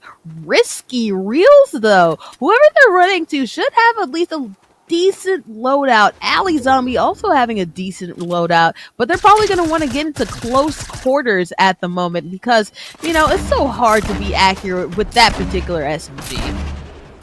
Yeah, they're going to have to try and move themselves inward. As you can see, they do have the nade launcher, and they also got some shotgun ammunition, but they get hit with a nade nearly to the face. It looked like that one caught them right in the dome piece, and they're going to have to get out of dodge, and they're not going to be able to. Cairo Cat able to put an end to Ally Zombie, and seems like Ally Zombie made a bit off just a little bit more than they could chew. Oh, absolutely. They didn't take into consideration the items and the equipment that they had. They were all for a short close quarter skirmish. Instead, they tried to play the long game with a lot of things that didn't work out. Brussels sprouts, we saw them earlier in this competition. Really some contentious battles here, trying to get that boogie bomb off. Just once, I'd like to see that boogie bomb elimination. Instead, they almost eliminate themselves. Unfortunately, falling to the ground here. They're still trying to wait on that perfect moment. They hit the boogie bomb, but they hit themselves. Unfortunately, it looks like Beep Boop that they're running into, and Beep Boop has been doing a great job really building well, and that's exactly how they meet their end of their tournament. Beep Boop doing a good job building up that wall, dodged that fire from Brussels sprouts, and was able to open it back up to get that shotgun shot and eliminate them. And now we're making our way back to Bugnax. Bugnax, by the way, one of those players in contention for that top 3 spot, is going to have a fantastic game to wrap things up. They are currently tied with Mr. HD at 68 points at 4th and 5th place. So they are in the top 5. So this is a big contender here. But if they want to try and sneak into that number 3 spot, they're going to have to take on APG, who's sitting in that spot with 88 points. So they are exactly 20 points down. So again, a victory royale could put them above that number 3 threshold and put them inside of the cash prize. Absolutely, it can. Working on building that material again, all of that comes in to play a little bit later into our competition. They better resource hoard now because you never know what might happen, especially as we get into those later storms. You want to make sure you have mobility, or at the very least have plenty of materials to your disposal, because you don't want to be caught in a bad spot. Speaking of potentially caught in a bad spot, it seems that somebody might be gliding, or at least it seems that way with the amount of speed that they're moving in. They're gliding into Retail Row and might run into none other than Bugsnax. Bugsnax did a great job getting into 1v1 skirmishes and actually wins more times than not. We'll see how they level up to their competition and who they might run up to, because they're right above it looks like. Yeah, now they have 2 people here in Retail Row, and I think Bugnax is aware, and it looks like they're already on the hunt and on the prowl. And there they are. Bugnax managed to find their opponent here in Retail Row, and now they're kind of stuck down low, finally able to get on top, and they do get a read. Looks for the long shot, but not able to hit the mark. Not able to hit the mark. They have plenty of opportunity though, and they're making their way, traversing in a smart way too. They don't have an opportunity of really utilizing any traversal weapons. They don't have a grappler or anything like that. They're just going to have to keep on building this slanted wall up there to walk on, and that's exactly what they do. Acts as a good shield, but then also acts as a good way to traverse in a relatively safe way. So smart play right there by Bugsnax in order to get into at least a better position than they were before. And now Bugnax still looking for where that player went, and it looks like it's going to be Red Dead plays that are just trying to avoid the danger here. And their loadout, not necessarily bad. They got a couple of green weapons there, but we have seen players do a lot more with a lot less. But it does look like, I'm sorry, I was going to say it does look like Bugnax currently is the one in control of Retail Row. Oh, absolutely. And I apologize for cutting off, but it really is the loadout that matters. And look at that, they may not have the worst, but I especially going against someone like Bugnax, I want to make sure I have a really good arsenal to deal with them. They don't really have any utility. Shout out to our observer there too. We're getting all up into the eyes of there. What are you doing with my eyes? My brand. But we're really they really don't have the best loadout in the world. And you're going against somebody like Bugnax. They've done a good job of placing in that top 5, top 10 every single time. That's a serious competitor. I like them just holding on to that rift to go, because you never know, you might end up biting off a little bit more than you chew. You don't want to end up in a bad situation like we've seen from someone like Ali Zombie. Yeah, now you have Badoop trying to hold on here. They got 1 elimination so far in heat number 5, looking to continue the trend and find yet another elimination, but they're getting lost in the sauce here just a little bit, being able to build up. There goes that pesky bush from up on high, trying to rain down damage onto Badoop. But right now, Badoop doing a pretty good job of building themselves, being able to get up and around, trying to find the high ground here.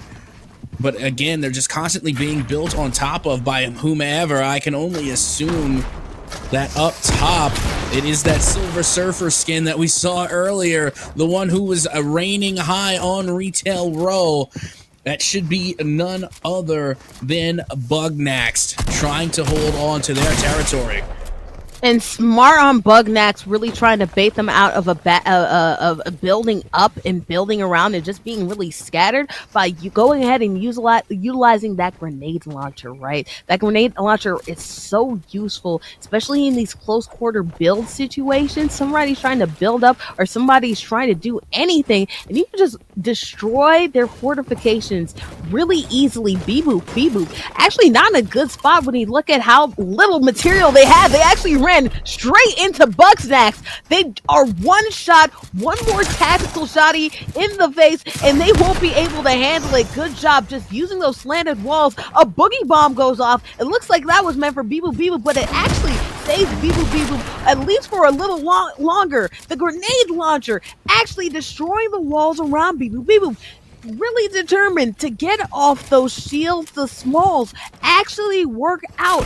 Oh my goodness, Bugnax just trying to find an angle in order to eliminate Beep-boop. They survive time and time again, and there you go, finally getting it. Bugnax packed out. Beep-boop somehow survives. Yeah, that was pretty intense, and you know what? I'm honestly surprised that Bugnax did not have any additional heals with them, because it seemed like they were winning that skirmish time and time again. You know, we saw Badoop get plenty of shots in, and they took a lot of damage as well. But at the end of the day, you know, they just managed to stay alive barely in that skirmish, and you know what? They get a second elimination to their name, and to the victor go the spoils. That was a lot of loot dropped there by Bugnax, so congratulations for taking Retail Row. And again, Badoop looking to try and put themselves within contention as well. They aren't not currently in the top 5, but if they keep performing like this, they very well could be. Yeah, that does not spell well for Bugnax, though. They were at 5th on the leaderboard, and considering the likes of Mr. HG, I haven't heard anything from Really Decon, ATG, or the likes of them.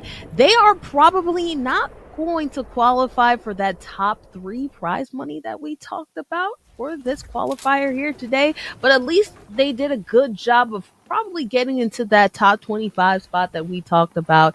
If they don't get in now, at least they'll have a shot a little bit later on in the future. But Mr. HD, they don't have to worry about the future right now. Right now, they're worried about the present, trying to make sure that they get into the circle. They're well within range. The circle isn't even shrinking at this point, but they do have 3 competitors all around them. One of them happens to be Sock, who actually has a very, very good loadout right now. Going for the semi, having that heavy, and then on top of that too, having that SMG chuggy and rift to go. That's a pretty good loadout, in addition to a launch pad as well. Yeah, nice traversal equipment there. Again, I haven't seen much of the launch pad. I've seen it like a couple of times, but mostly it's just been all about the rift to goes, the rift nades that have been getting the job done. And now 240 Hertz Con able to get some good material off of that loot crate. And there are some good things in there. You got a campfire, you know, we got to see some purple items. You got the gold. I think I might have saw gold again. I could be mistaken. It did look like they did have maybe a bush in there. Regardless, to the victor go the loot crate. It's 240 Hertz Con, and they are currently in second place. So if they actually do get a victory royale, it would put them close to the #1 spot of Willie B, but they would have to get some pretty hefty elimination points on top of that. Yeah, 240 Con doesn't actually have that good loadout that you hope for. Hopefully their shots can aim true, because if not, then they're not really in a good spot, at least 1v1 when it comes to the loadout situation. 240 Con, though, at least has that advantage when it comes to high ground right now, well above their competition, and they're determined to keep on building up to make sure that they don't end up being in a tough position. And it looks like that's B-Boop that they're actually going against. They decide they don't want the smoke. They are flying out. Probably smart of them, especially as I talked about before. They don't have the good loadout that you want. They're not in a good position to really get it done in a close skirmish, but they accidentally land on somebody else, Cap. No, that's actually the same one. That person who, like you said, might have been Badoop, followed them through the rift. So this person has been given chase the entire time. They were on the heels of 240 Hertz Con, and they are not giving up on this firefight anytime soon, although 240 Hertz Con looks as though they do have the better building materials, and they have the high ground. Not sure what left they have in terms of building materials. As you can see, those little wood planks are being demolished. And I'm wondering... Yeah, I was wondering if this gray weaponry will be enough, and it will. 240 Hertz Con able to put an end to Badoop, and they still will be able to come through with the Chug Jug to fully heal, and letting everyone know that they were able to take that 1v1 to the bitter end. That's an elimination worthy of an emote pop-off, okay? Falling down towards the ground, getting their competition with a shot before they land. That's something that you put on a highlight reel. You have that play, you have that APG play. I'm not sure which one is better. All I know is that that looks real good. And especially, too, to do it with common weapons, that's something that you don't normally see. That's just skill, my friend, especially because they didn't have a lot of material. That's super clutch from them to get it done there. Sock, as we've talked about, has a really good loadout, but it has not seen a lot of skirmishes happening. Not a lot of launch pads being utilized, but this might be actually, you know what, somebody's right on them. This is actually not the best time to use that launch pad. One of the reasons you don't see the launch pad being used is because being in a gliding situation, you can be very vulnerable.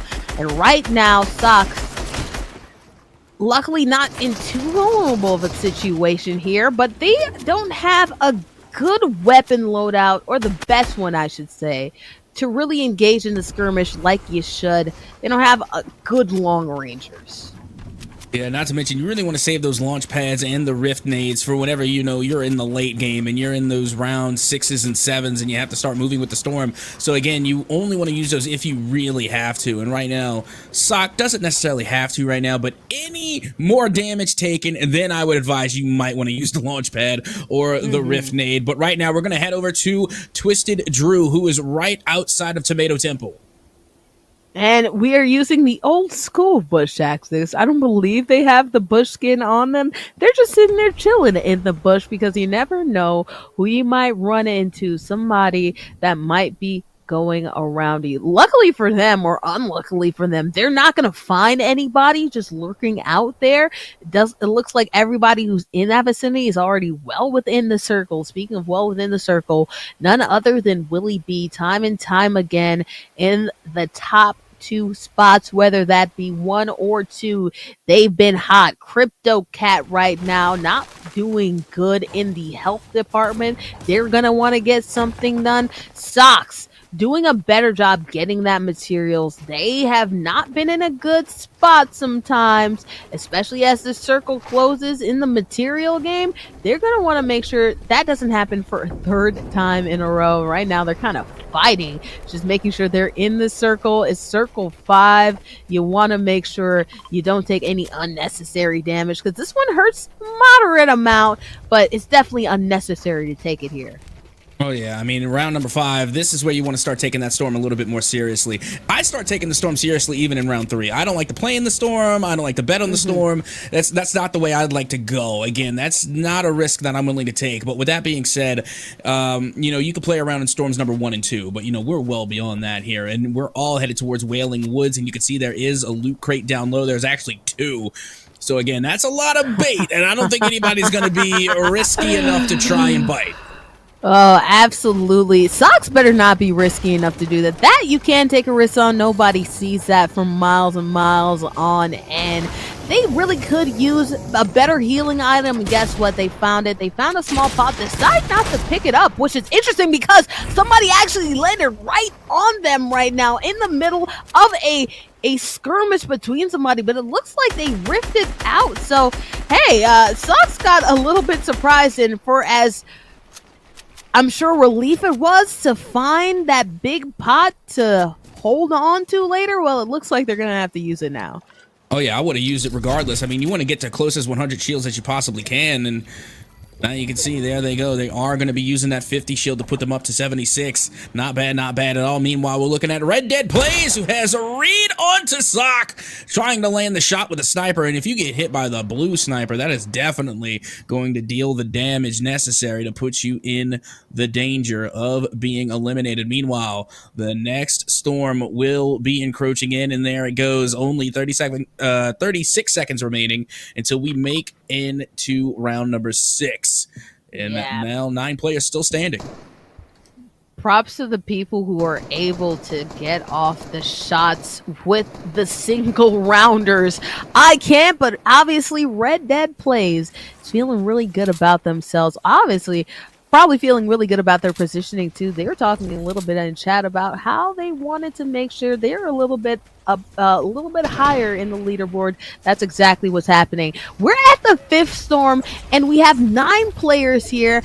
Definitely getting very congested. Mr. HG has an opportunity to catapult themselves in the top 3 if they play well enough. They need to be worried about getting these eliminations, and they see a potential victim right there.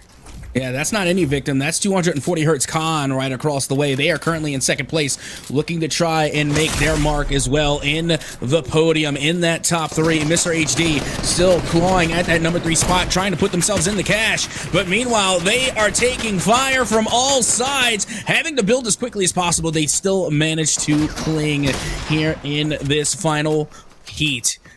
Now you can see they don't have any heals, they don't have any shields, they have nothing left, and now their last building materials are being used, and somehow they're still hanging on here. You talk about cling, that is the most accurate adjectives you can actually say. They are literally trying to hold on for dear life, and it doesn't end up happening. None other than 240 Hertz Khan getting them out, using that nade, which you don't see a lot of players actually lose, or haven't seen a lot of players use this time.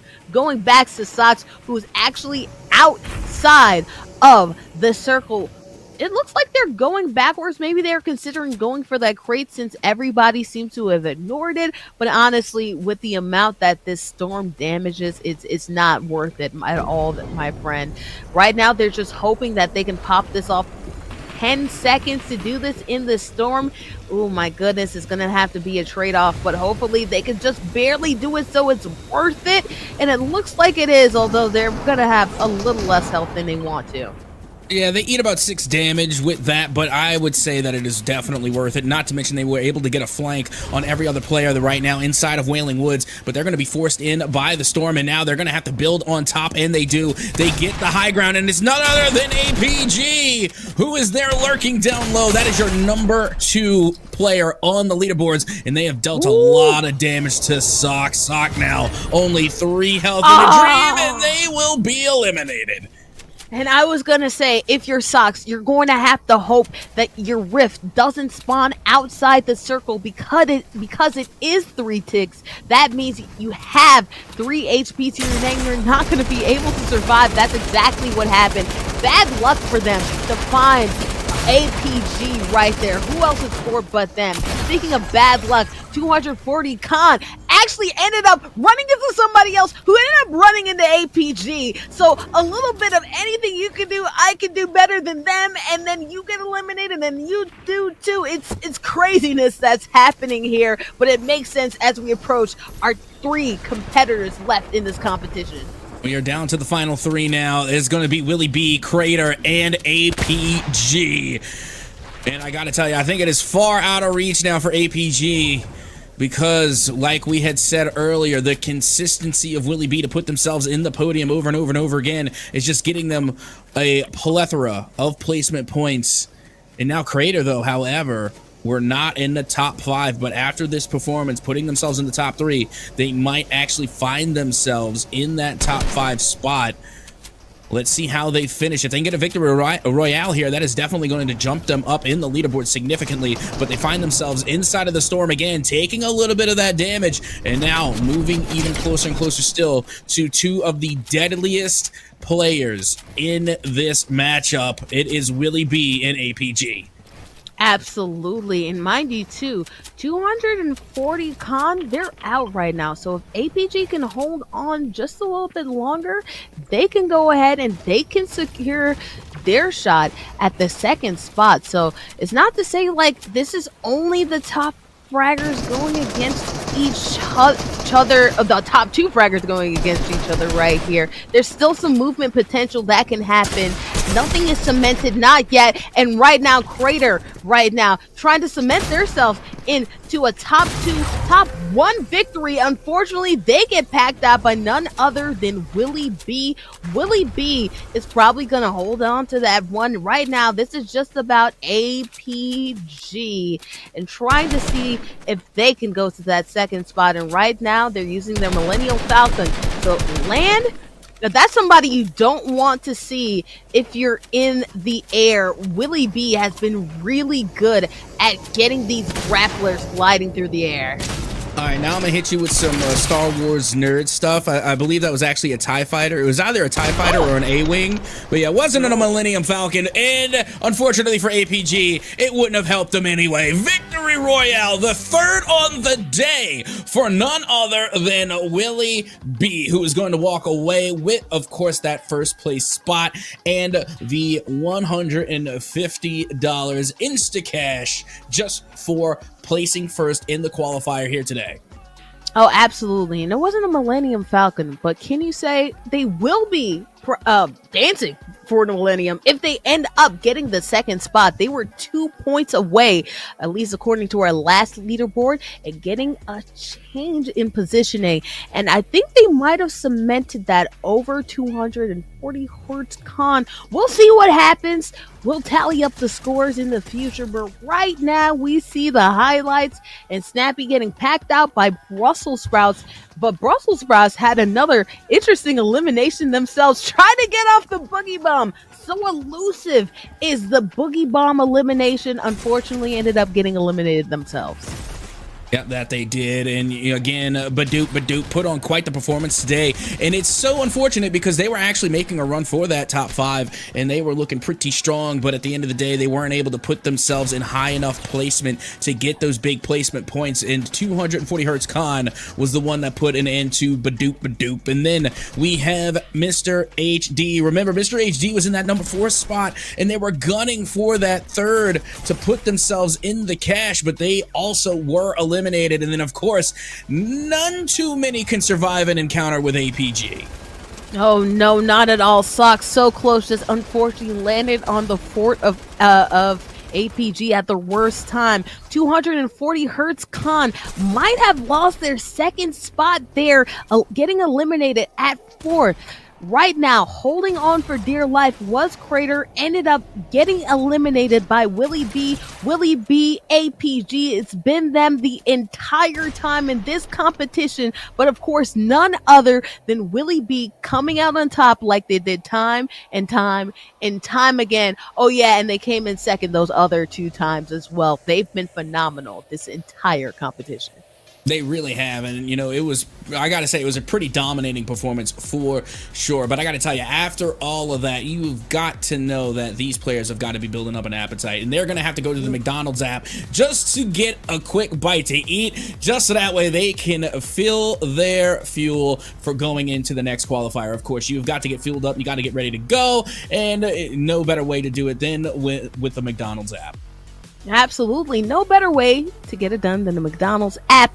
And we're actually going to take a break. Don't judge me if we eat some McDonald's fries in the meantime. I'm Porty McFord. That's Captain Atsoka. See you on the other side.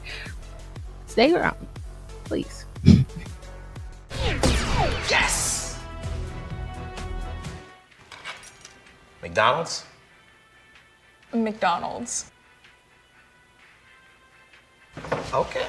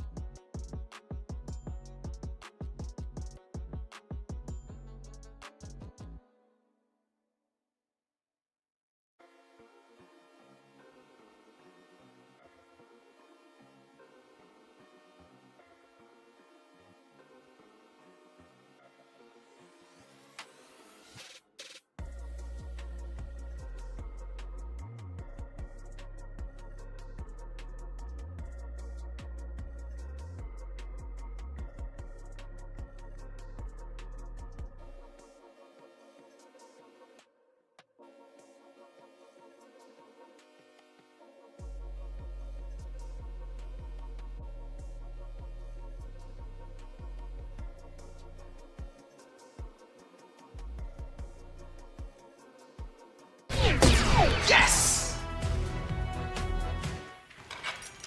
McDonald's? McDonald's. Okay.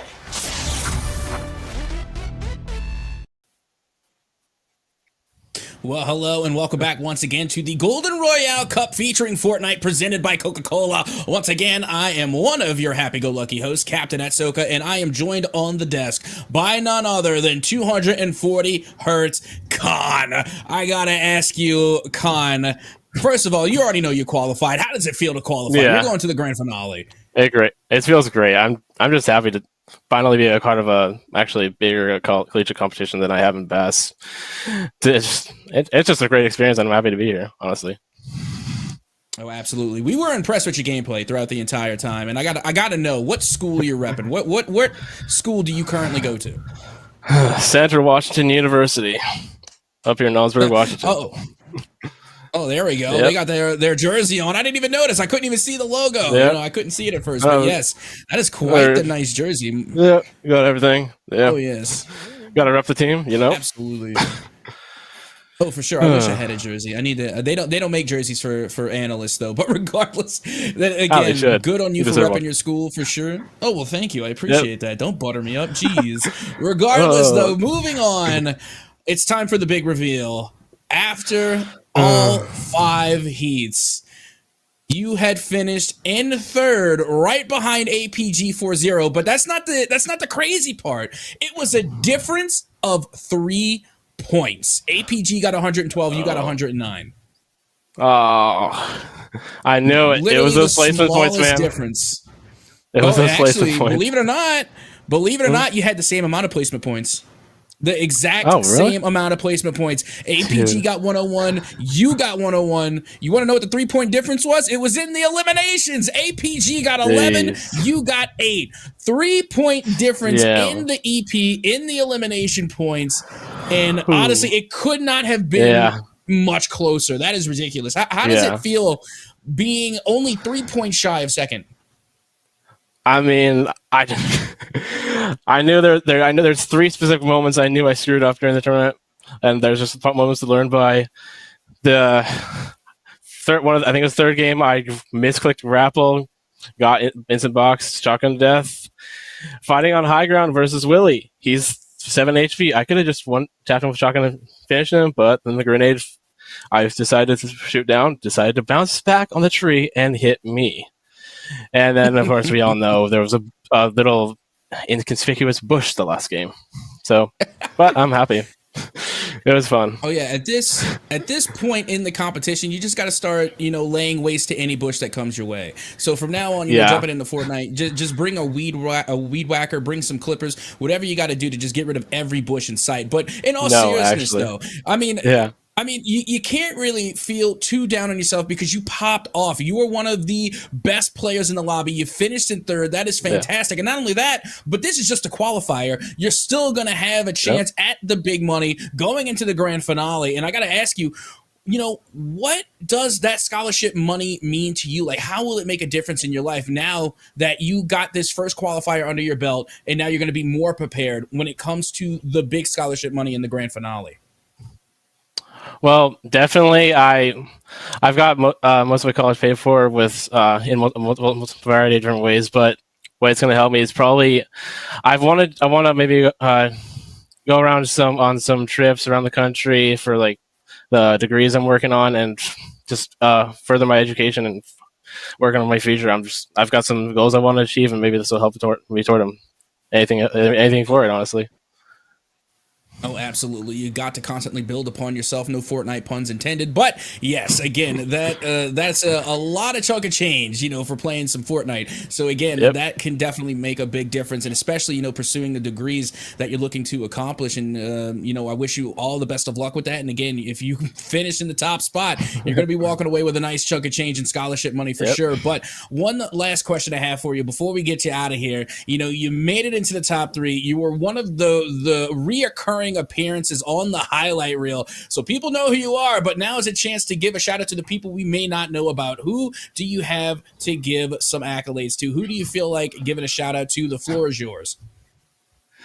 Well, honestly, like my boy Ally Zombie, he didn't finish quite too near the top of the leaderboard. I actually have multiple friends in here. We got Willie and I have played before. And I'm not sure, but I think he killed Willie 3 times during the games. And so I'm just like, Willie, leave my man alone. Let my little ally zombie fly. I can't believe I just said that. He's gonna hate me later, but it's worth it. It's worth it. Go out, you got this. You got this in the finals. I will see you in the finals, dude. Yeah, we saw Ally Zombie in the chat talking a lot, saying, they just wanted to finish up there on the leaderboard. But again, this is just a qualifier. You still got another chance, you still got another shot. And I got to tell you, I look forward to seeing what more you have to bring going into the grand finale. And just thank you for sitting here having a conversation with me. No problem. It's great to talk to you. Thank you. You're most welcome. Can't wait to see you at the grand finale. And with that being said, that is going to be a wrap for our second qualifier here for the Washington qualifier. That was 240 hertz. I was about to say 240 hertz zombie. That was 240 hertz con giving a shout out to their friend Ally Zombie. And I got to tell you, we had another fantastic qualifier. More big names moving forward. And I got to tell you, this grand finale is really starting to shape up. Oh, it's definitely starting to shape up. And speaking about shaping up, we have to see how that leaderboard shapes up, because you alluded to it a little bit, talking about the positioning of none other than APG and 240 hertz con. But let's see all the other spots that we have in that top 5. Willie B, of course, on top. Nobody was going to beat them, especially because they lasted throughout the end. APG and 240 hertz con. We talked a little bit about what happened to them. Just short, though, is Mr. HG and Bugnax. But fortunately for them, as you alluded to, Con, although they did not place in the top 3, which means they don't walk away with any cash prizes today, they have an opportunity of going into that grand finale again. So many cash prizes that we're giving away in this tournament. They have another shot of getting a cash prize, including a big chunk of money for scholarship.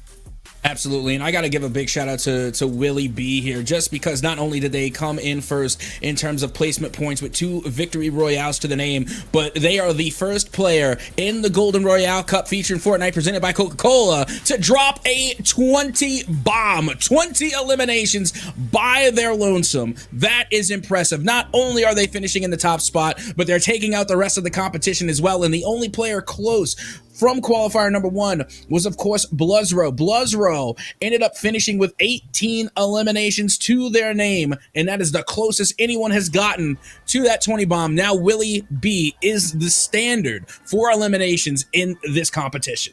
But it's one thing for Bluzro to be one of the top fraggers in our qualification rounds, but also, too, Willie did a great job of not only having even more elims, but then also placing time. Again, not a single time that they placed below second. It was 1, 2, 1, 2, 1, and they have won this qualification round, at least for the Washington region.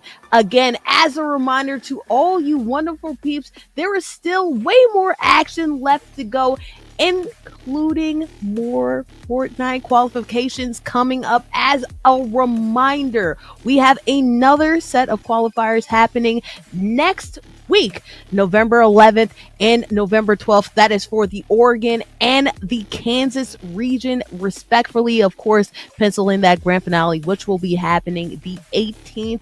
But remember that next week we have even more Fortnite action. Next Saturday, you're not going to want to miss it. And also next Sunday too. But we could talk about Saturday, Sunday, Monday, Tuesday, Wednesday, Thursday, Friday, Saturday. Shaka Khan can sing the rest. But as far as now, it's time for us to rest.